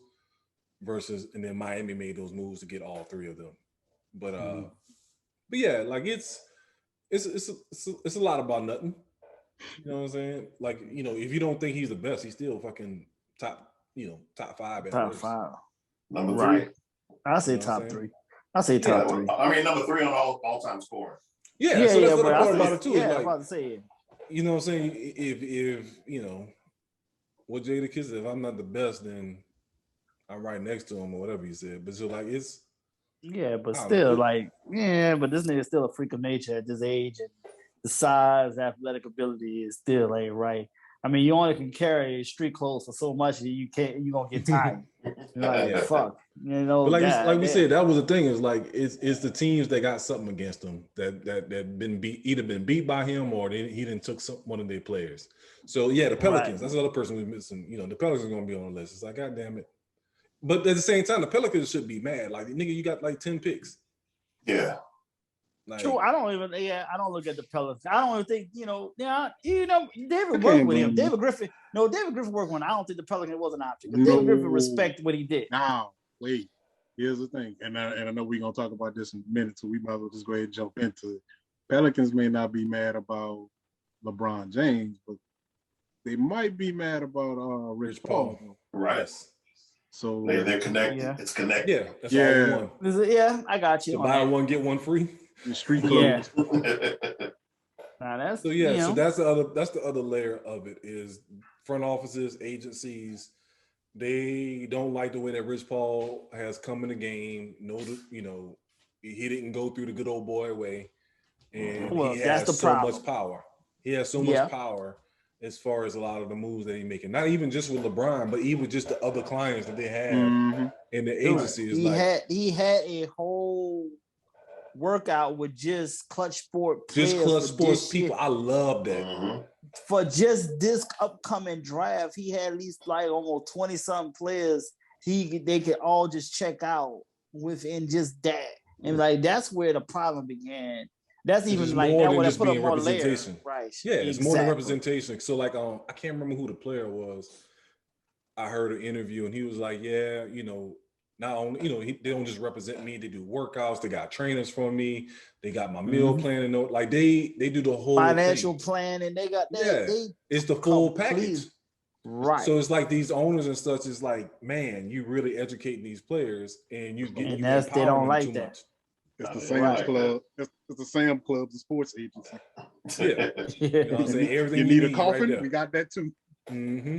You know what I'm saying? Got liquor, we got coffins, we got cigarettes, whatever you got need. Some barbecue cornflakes, right? Mm-hmm. Yeah, in bulk. Mm-hmm. So that's they don't like how they work the system, because remember when LeBron first signed, they had he told that right, but then you remember he said, if I'm gonna sign with y'all agency, you gotta have my boy here Rich be an intern.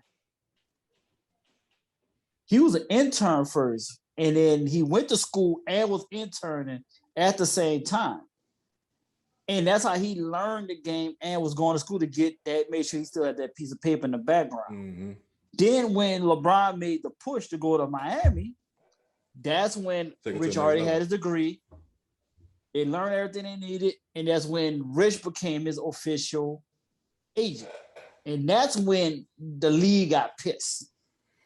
Because they flipped the moves game happened like simultaneously. To him going, like they already was pissed that he went to Miami.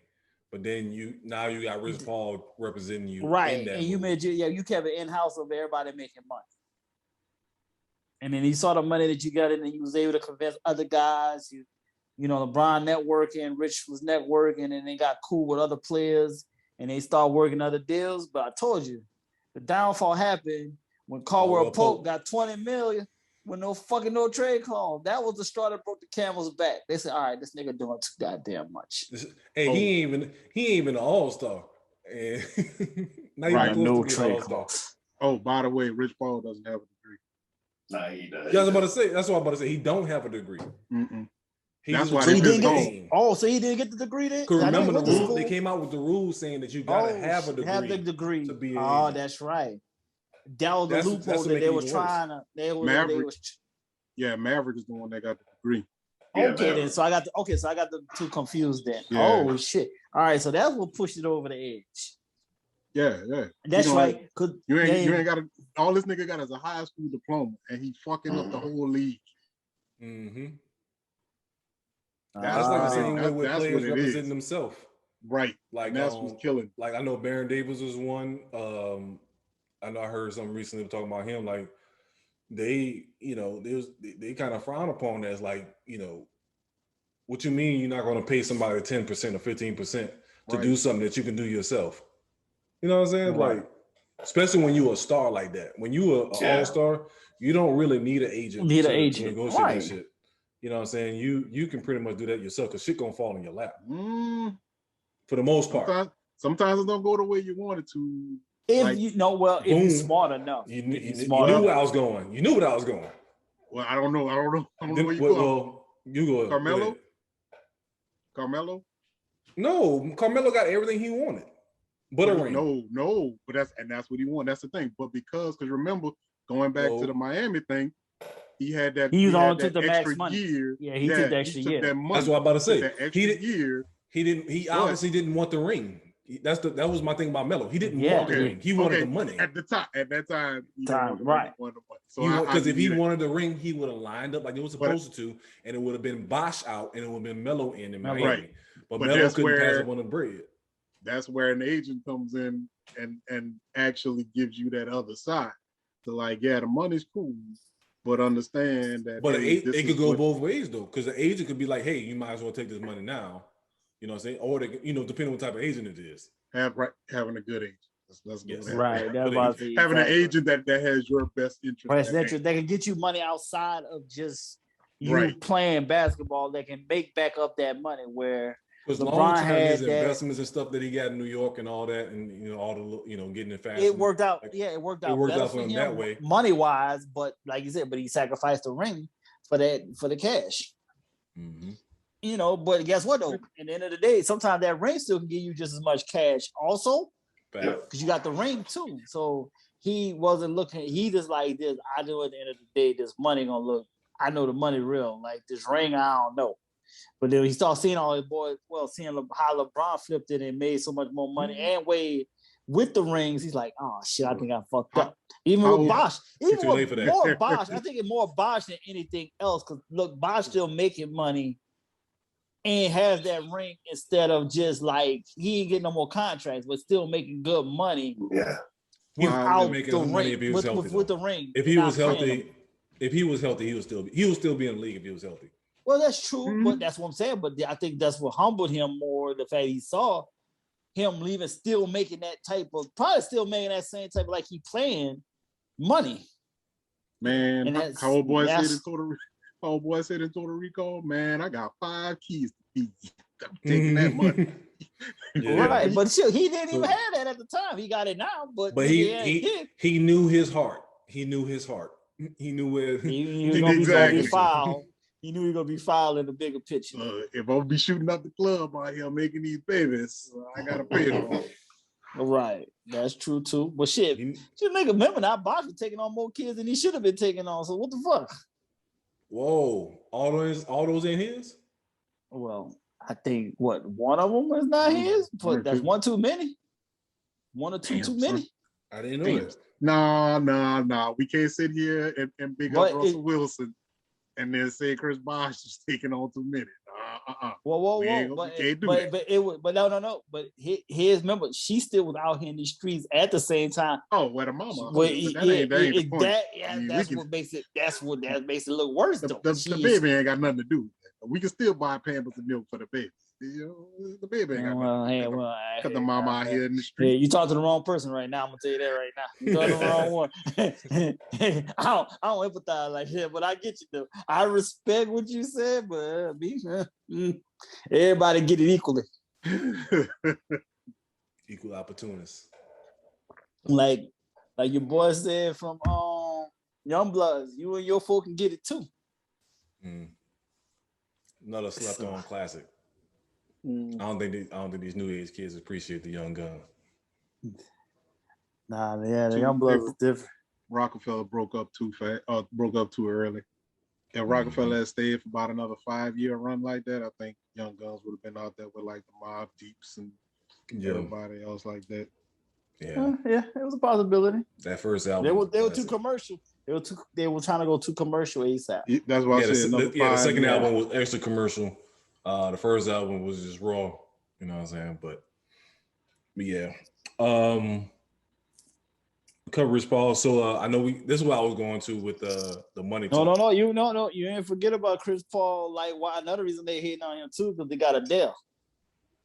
Oh, Chris Paul, yeah, with Adele, yeah.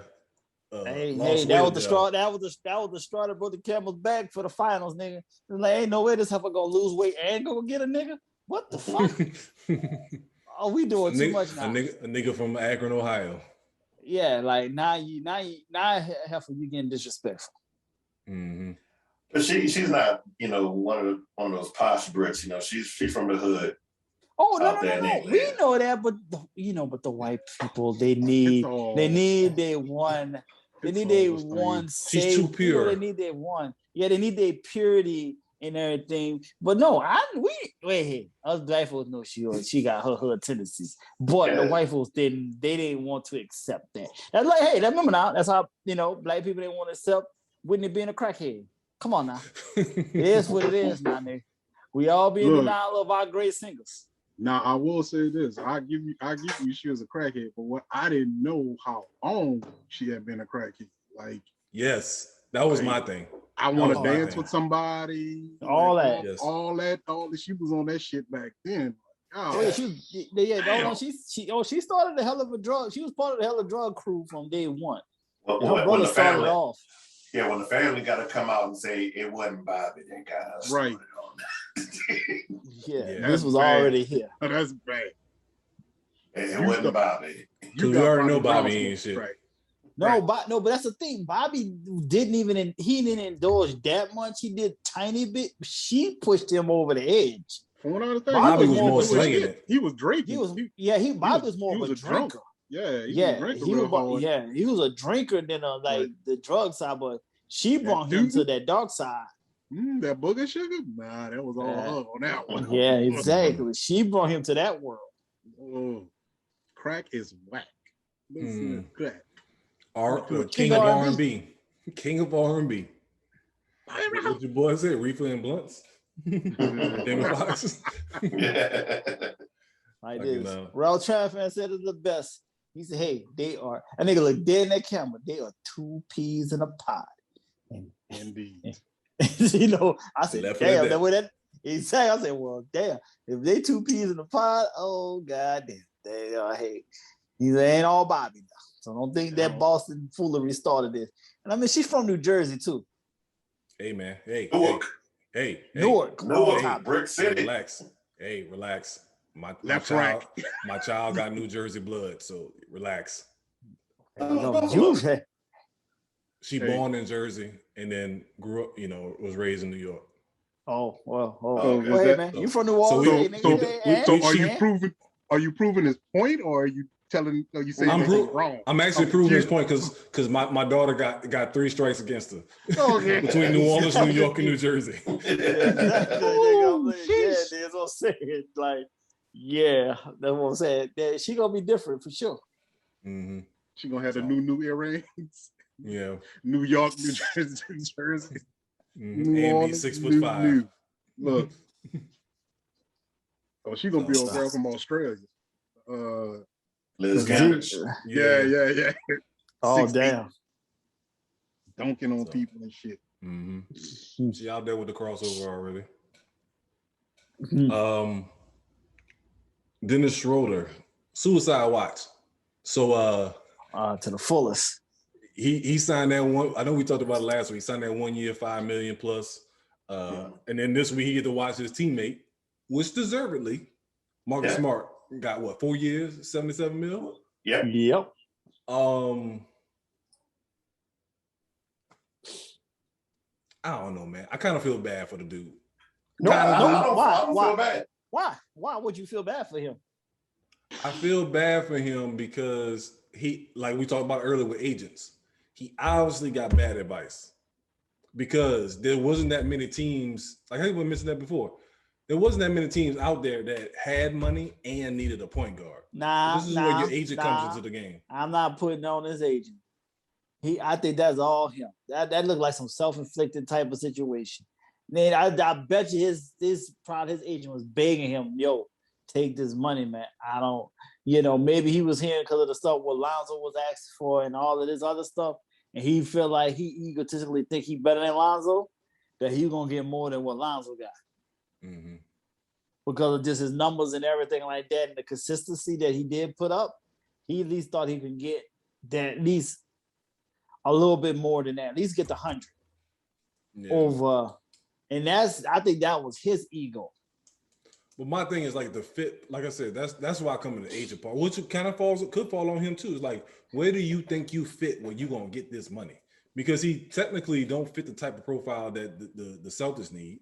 It's just that the Celtics taking him for $5 million. So it's like it ain't no loss. Yeah, no loss. But like there was nowhere else that he couldn't go. Like Chicago would have been a spot, but like Chicago's been stuck on. No, but they wanted Lonzo, so they. You know what I'm saying? Then on top of that, they took Caruso, so they took Ball and Caruso. So you took 2 defensive point guards. So obviously they see, all right, we ain't trying to get offense. We got all the offense we need in Zach LaVine and Vucevic. Yes. Now DeMar DeRozan. Right. We don't need no offense. So like it's like you said, arrogance as far as understanding where you fit in at. But did the Lakers try to keep Caruso?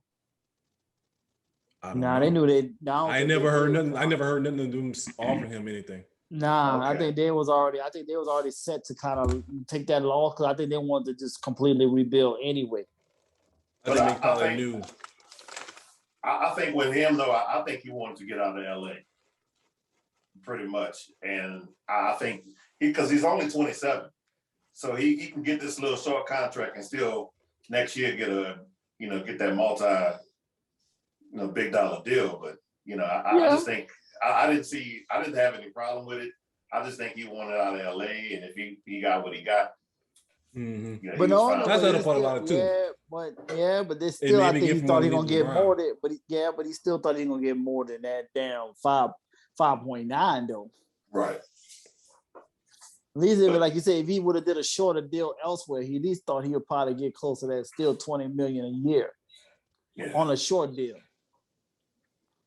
Mm-hmm. And I think he still realized that. But I'm saying, but then remember now, he was bumping heads there in the Lakers, and they're like, how the fuck you bumping heads there when they need people? He was bumping heads in Atlanta as well. And that's what I'm saying. So that's the other problem too. Like he's bumping heads everywhere. So now they ain't looking at him as a problem. Because it'd be cool if you were cool. We might have worked something out. Exactly. Right? We could work something out and bring you back. But yeah, now you're gonna be here with the shits. All right, we got something for you. Right. And that's this they right now trying to humble him. To say, get your shit together, because now we can easily just rub you on out. But it's the problem. This is the second time he had to go through that, because remember, he got humbled when he got shipped from the Hawks to OKC. And then, clearly he didn't. Right. And that's why supposed to be humbled. Right. And that's why he now got this one. They say, yo, all right, that was strike 2. Now this is 3 right here. Like this you got strike 2 now. This is your last go around. If you can't do right now with this little thing, well, go on, take your ass back to Germany and play ball with them. Mm-hmm. So you letting your ego get the best of you. Yeah. That was one thing. He did have an ego when he was here in Atlanta. So, and you can tell he always had an ego. So I think that's what the problem is. He Rajon Rondo without the talent. But also the leadership, coming from Germany. The leadership, yeah. Coming from Germany, so like most likely you're going to be the best baller in Germany. Right. Yeah, so you come here thinking just come up in here and just outball everybody. Like, nah, dude, we can replace you with ease. Mm-hmm. Especially at that position. So, right. That's why, and it's too guard heavy right now for you to be this cocky. Yeah. You got too many cats that just sitting on you got too many cats that sitting on the bench that could easily be a starter. And then you got motherfuckers like Cade Cunningham that's coming. 6'8", can do what you do. Right. And a little bit better in certain areas. Yeah. Nah, bro. Need you to relax. So that's the other thing too. So, like you said, you got these younger cats coming in just as athletic and taller. They can do everything. So yeah, we just take a risk on this then to keep dealing with you and your shit. Yeah. Mm-hmm. So yeah, so that's what I say. Yeah, so I'm like, hey, that's why I put that nigga on the suicide watch, because he know he's feeling played right now. So, Germany. Next up, Tony Love. Yes, sir. College football, man. What you say, man? What you say? No, so let's go. Let's go. Let's talk about this, man. Oh, we potting today. Let's go. December Blitz. Yeah. So was ACC, Pac-12, Big Ten. Yep. Trying to join forces. Mm-hmm. What does that tell you? 32. I don't see how you get that. 32. So here's the thing. Here's the thing. I hate the fact. I hate the fact because the motherfucker could be fucking right. The 32 is fucking possibly happening. I think it's the exact opposite, because here's the thing. Look, check it out. If you're only gonna have 4 conferences, right? Basically, that we talking about. You're only gonna have 4 conferences. You really now you're making an argument even more for having just those 4 conferences be that playoff system. Like, you only have to now pick the 4. You win your conference, you're in the playoff. Like, that's the end of it. There is no like playoffs or throw in a UL or something. No, you got 4 big conferences. You win those 4 bigs, and everybody else you scramble to get to the New Orleans. Nah, they're not trying to let up. They ain't gonna let go of the fucking bowl games, man. So they gonna want to make. They gonna make all the bowl games tournament games.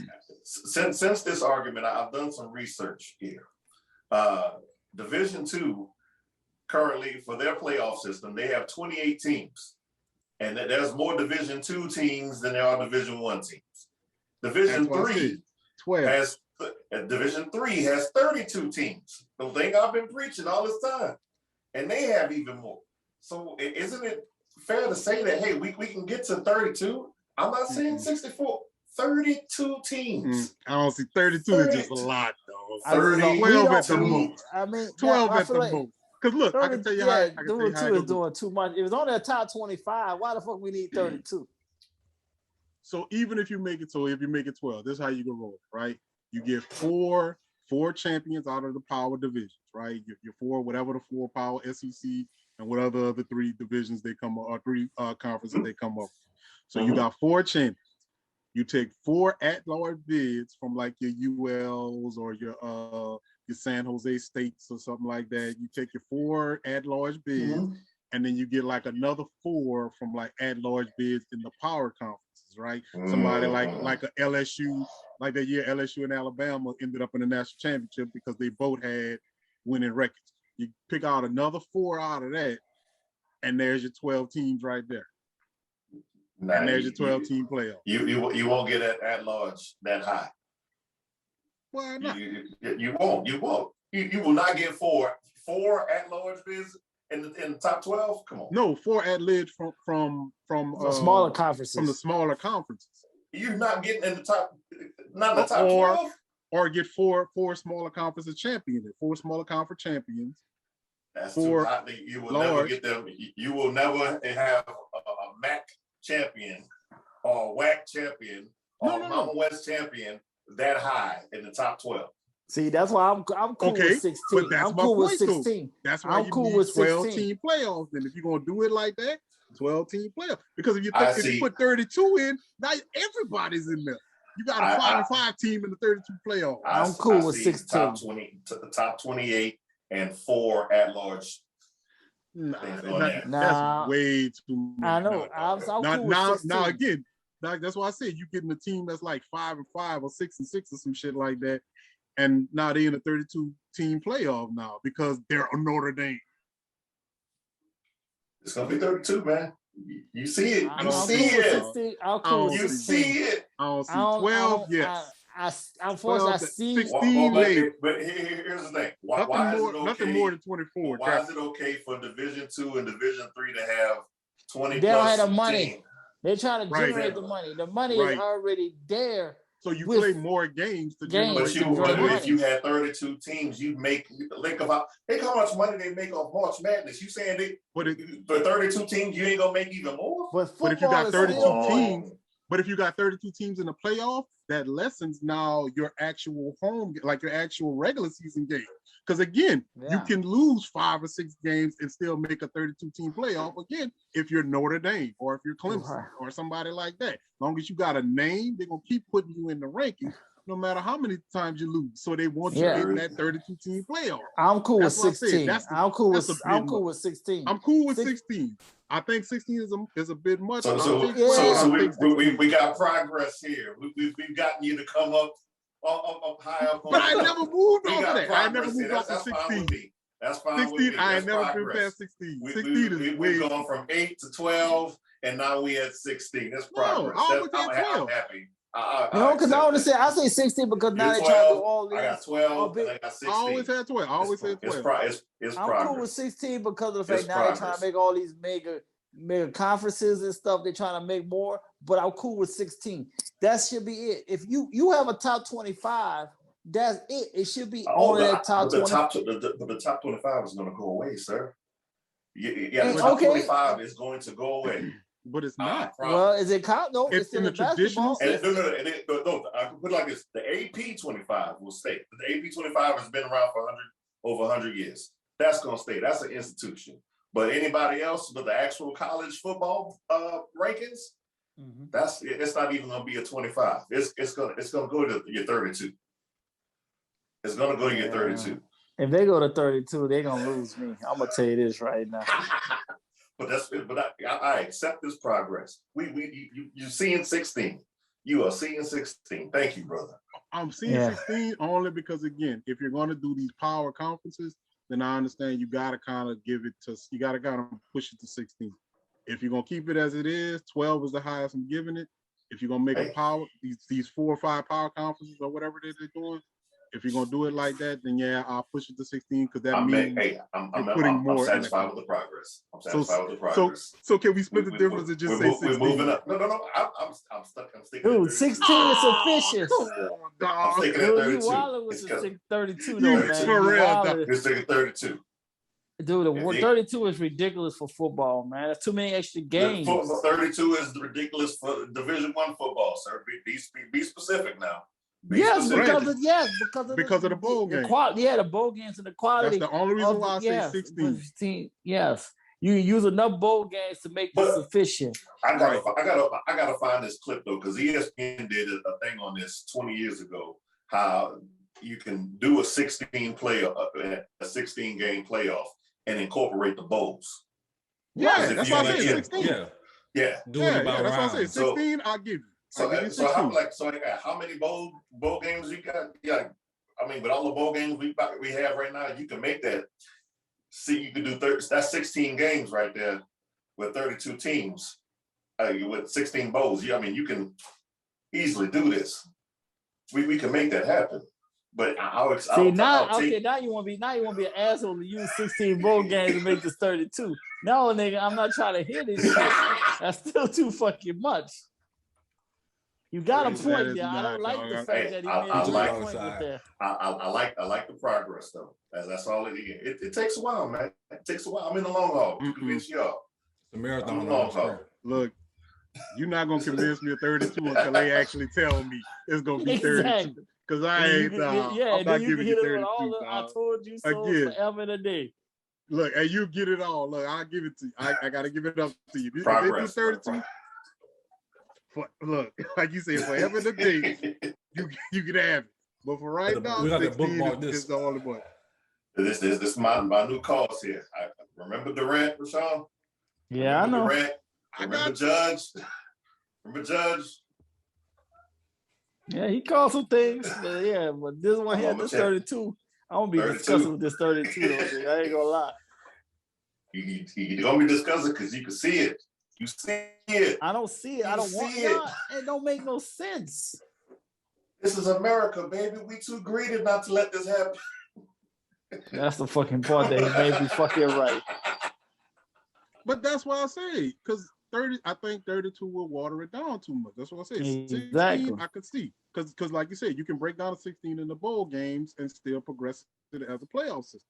32, I don't know, dog. I think because again, now you're taking away from the regular season because nobody really gives a shit. Like the matchups, the LSU versus Alabama, the Ohio State versus Michigan, all these big games that could have implications as far as playoff system goes, no longer have that because now it's like, well, if you lose 2, 3, 4 games, well, there's 32 teams, you can just get into the playoff. Now you can actually sit players for half the season and come in and still get into the playoffs. But what's wrong with that though? I mean, this is everything you described. Wait, hold on. Everything you describing is the same attitude we have for college basketball. Are you saying do you follow 30 college basketball games during the season? No. Nope. So what's wrong with having that with college football? Because college football makes more money that way. They make the monies off of the LSU versus Alabama's. They make the money. And but you put more play, then you put these players more at risk of getting hurt. And then now you're gonna water it down. Well, they don't give a shit about that anyway. They definitely don't give a shit. But I'm just saying, it's gonna water it down if your key player you want to see you're not playing. And that's what I'm talking. Load management. That's what it's going to be. Hold on. Will they lose money? Yeah. You think college football will lose if you go to 32-team playoff? Yes. No way. They won't lose. They ain't gonna lose. It'll be less interesting. It won't be as interesting. That's what I'm saying. I think money's gonna be there, but it's gonna be less interesting. You're gonna lose more people, which they're gonna eventually where they're gonna lose money because you got less people not interested no more. They're gonna lose money on the TV side, not on the ticket sales and shit. But on the TV side, yes, because those matchups aren't gonna be interesting anymore. Nobody's gonna be rushing to watch it. You water it down because you're putting too much content on TV, so now you're watering it down. I get what you're saying. Fuck, I got water too. Shit, man. Oh man. Shit, boy. All right, Tony Love, as you sip your victory water, what have you learned this episode? I learned that Richardson got suspended for smoking and then finished last in a race to a country known for smoking. The irony. When all else fails in this season, Falcons are gonna be the first pick of the draft next season. We can bank on that. Guarantee that. If Taysom Hill is the starter for the Saints, they will have a top 5 draft pick next year. Peyton will do the right thing. I'm sure he will. Let's say, fuck these casual fans who don't know the particulars of their sport. You know, it's one thing to watch the game, but let's get into the finances. Know your shit. Know your stats. We grown over here. 5. LeBron's 0 votes are tied to Rich Paul's stranglehold on NBA's prime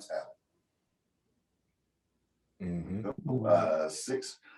It would be cool if we were cool. Dennis Schroeder. It would be cool if we were cool.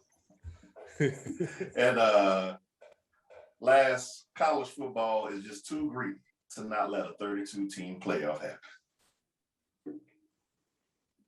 It's gonna happen, fellas. Let it embrace it. I mean, there's nothing we can do on our end, but just know that the evolution. I will say this though.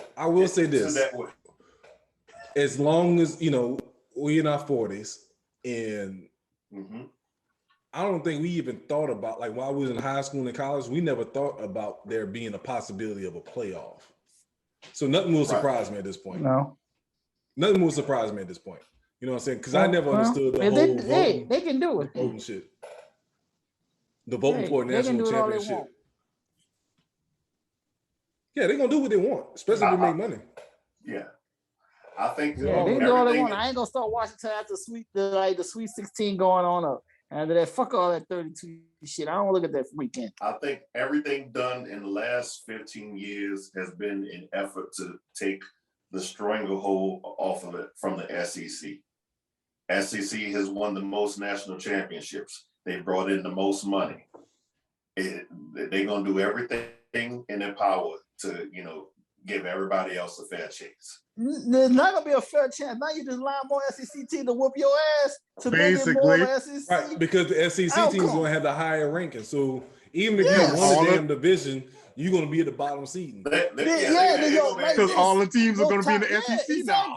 Now you're gonna have least. Now you're gonna, like, even in that. Okay, remember now it's gonna be rankings from, like you said, 1 down around that fucking 32. Fucking now you're gonna have damn near now 8 to 10 teams from the SEC in this shit. And what's gonna happen once you start getting to the Sweet 16, Elite 8 type vibes? What the fuck is gonna be? SEC teams. Then everybody will be crying, what SEC? Why this is all SEC dominant? Because you didn't give them opportunities now to fucking be all in this bitch to make it all about them again. Basically. So you don't want to do it that way. You will have to find another way to avoid keeping the SEC to dominate this all over again. So that's why I say 16. But like you were saying, we will have to do, you will have to have the actual at bid largest conferences to avoid less SEC teams to get in this bitch. But you let fucking 8 to 10 fucking SEC teams in here. What the fuck you gonna get? 8 fucking SEC teams for all fighting for the national title. But all these other conferences just asking for a chance, man. Well, that's stupid. That's a stupid way of asking for a chance to just be put on blast on national TV. You can't do this shit. Hey, they'll get paid in the end. Well, did they say that? They won't get. And that's why I said it's too greedy to not let this happen. But I don't want to hear that. That's why you're going to make me hate college football, because I don't want to hear motherfuckers crying about why the SEC keep dominating. Because you let too many of them in here now. Exactly. And here's the thing. It's going to get even worse now because you already see Oklahoma and Texas joining the SEC. They're trying to form this other thing to stop them from going because what it was, Florida State and Clemson. Clemson, We're yeah. talking about going to the SEC. So you're going to have all of your power schools in the SEC, which means now you got a 32-team playoff, but 16 of them is SEC teams. So it's like, well, what the fuck have you did? Because it's still the SEC running the playoff system. But look, but think about this though. SEC, their TV deal got split. I think at in the last season, they got each school got $70 million. Big 10, Big 12 only got 34 in each school. That money, man. Whoa. This the South. The South is different. I know. So Southern football is different regardless. You just need, you know what? Yeah, what you just need to do is figure out a way to split the SEC up and to make it a whole new fucking different conference of, like you said, a West and like you said, a West and the East. I speak on behalf of the SEC. I wish you would take my fucking money. What? I wish you would try to break us up. That's what they really trying to do. That's what they're trying to do in a bigger picture. Yeah. And they're trying to make everybody form new conferences to balance this shit out. But like you said, the SEC is like, I wish, like you just said, I wish I would. Everything's been last 15 years designed to try to take this stranglehold away from SEC. But you can't. It's a different beast. It's a different animal. This thing is never gonna change. You put 32. Well, yeah, y'all at 16 though. I'll take 6. I'm moving the needle. We've made progress here today. We've made progress. Dude, I've always kept saying 16 though. I never thought no less than. I thought 16 was enough. That was a good cutoff point. Again, you're moving me only to 16 only because again, you can talk. I see how the money keeps flowing with the bowl game. That argument makes sense. 32, I don't know about that. Unless here's the thing, I give you a little bit. Unless it's the thing of you make it like 16 games prior to that as like playoff. How basketball do it? Like it's a play-in game or something like that. No, like the play-in, game. Play-in, yeah. Okay. Yeah, unless you're doing something like that, that's the only way I can see you're going to get 32 teams. Or 32 playoffs. If you're doing something like you got play-in games, that's gonna be tricky. Yeah, that's gonna be a little tricky too, though, because you still. Right. I would say you need to have 8 legit at bid. Yeah, 8 just legit automatic, and then everybody's got to play themselves in. That's the only way I can see you. I know Tony Love is celebrating in this shit. He's over there like Steve Urkel. I'm weighing you down, baby. I'm weighing you down. But you got to switch it up, though. You can't just make it a full tournament. You can't have the number 1 seed playing a 32 or something like that. That's just a waste of fucking TV time. Now you have like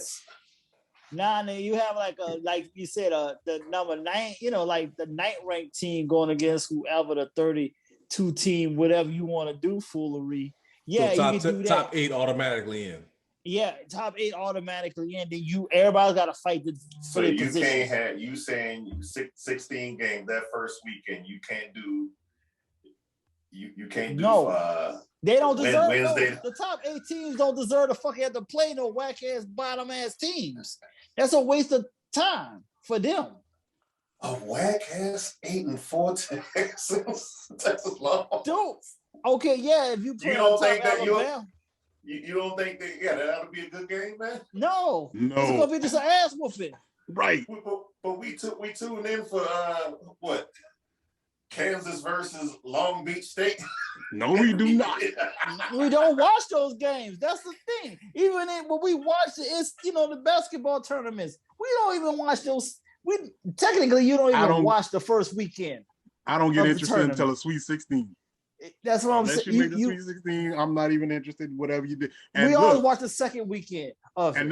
And that's even with North Carolina. And anybody tell you, I'm a North Carolina fan, like real fanatic, right? Like the light switch on the wall is North Carolina. I got literal North Carolina bed sheets, my nigga.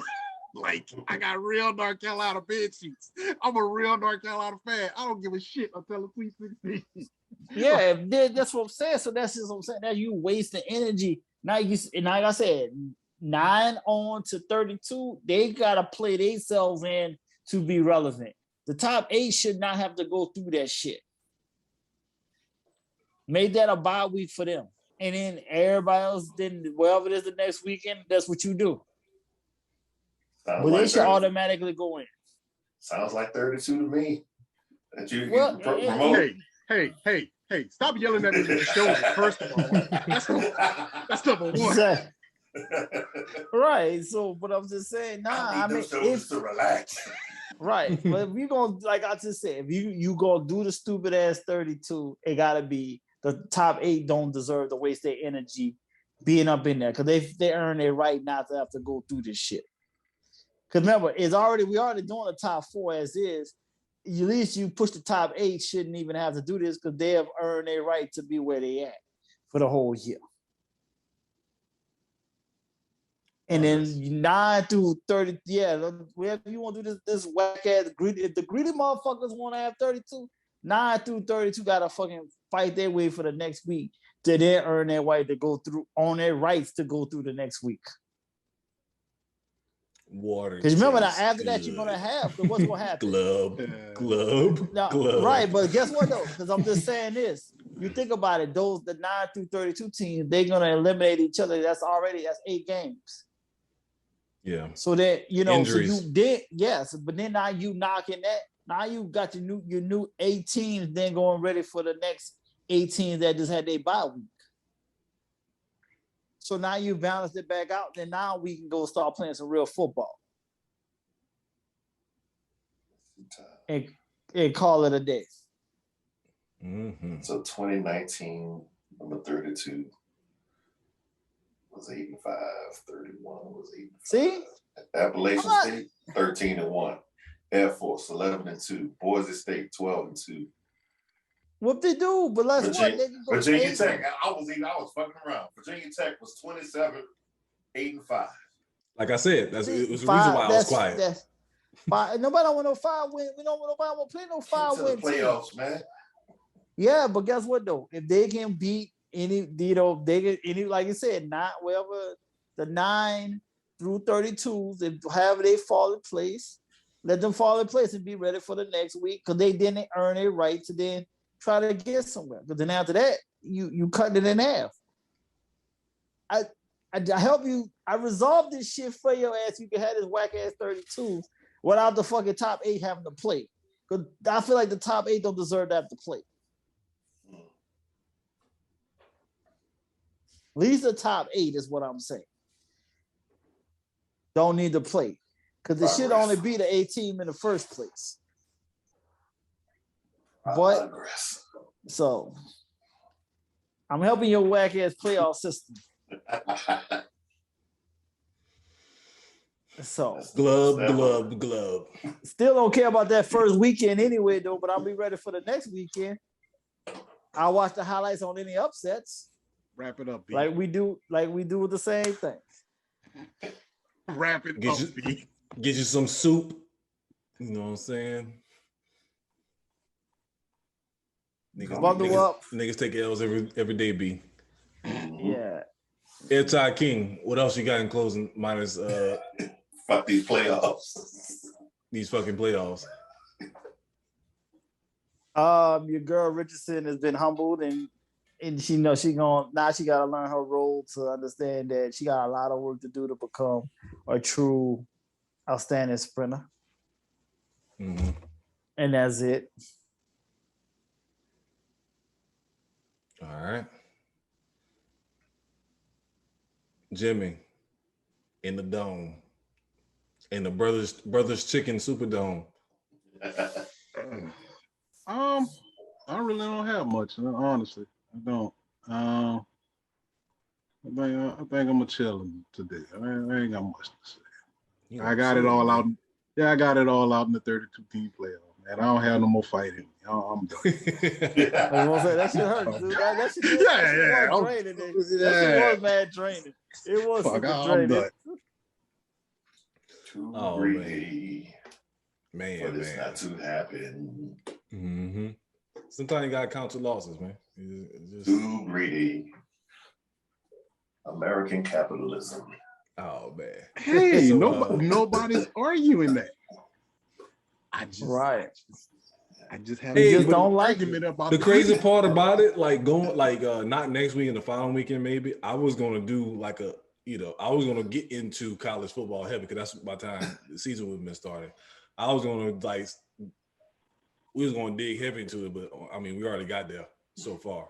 But I still feel like more. I mean more when we get to talk about the games and the teams. Yeah. But like I wanted to specifically dig into this before the whole conference, the new conference thing came about. So I was like, damn, we can't run away from this shit.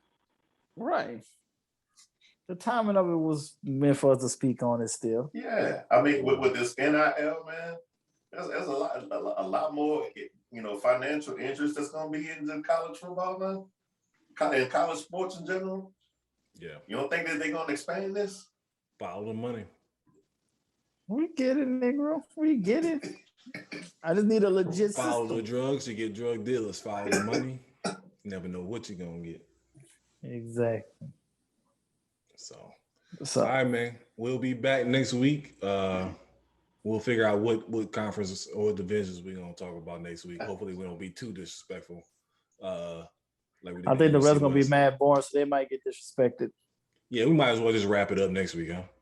I know one thing. We're gonna talk about this fantasy football league. I know Raheem Goodell better be working on right now. I know he ain't coming back to the podcast. When is the draft? It's supposed to be Saturday. Saturday. Yeah, Supposed to be. Yeah, so I ain't gonna like change the shit and say, I'm gonna do it the day before the open the season. Air quotes. Ross Perot quotes. Number 2 pick, baby. We tanking for Tua. Whatever. Number 2 pick. Yo, man. I swear, if either one of y'all niggas get that shit, I'm gonna be fucking pissed as a motherfucker. Raggedy for Bagley. Fucking exactly. I'm gonna be looking at Raheem. We being a trooper for Luka. Special. If I swear, Tony Love, Raheem Goodell get that number 1 pick, boy. Oh, nigga. Dog, yeah, it's gonna happen because shit. It's been a little too consistent this past couple of years. So yeah. Yes, last year was way disrespectful. Then he hit us the day before, so the draft tomorrow, and then they get the number 1 pick. We like, what the fuck is this nigga doing? How is this shit humanly possible? Oh man, that's y'all boy. But all right, we'll be back next week with more foolishness, and we'll know how we feel once this draft happens on Saturday. It may be a little hostile on Sunday. Oh, it's gonna be very hostile. I can feel it in my soul. Mm-hmm. Y'all be easy, man. Later. All right, yo. Later. Later.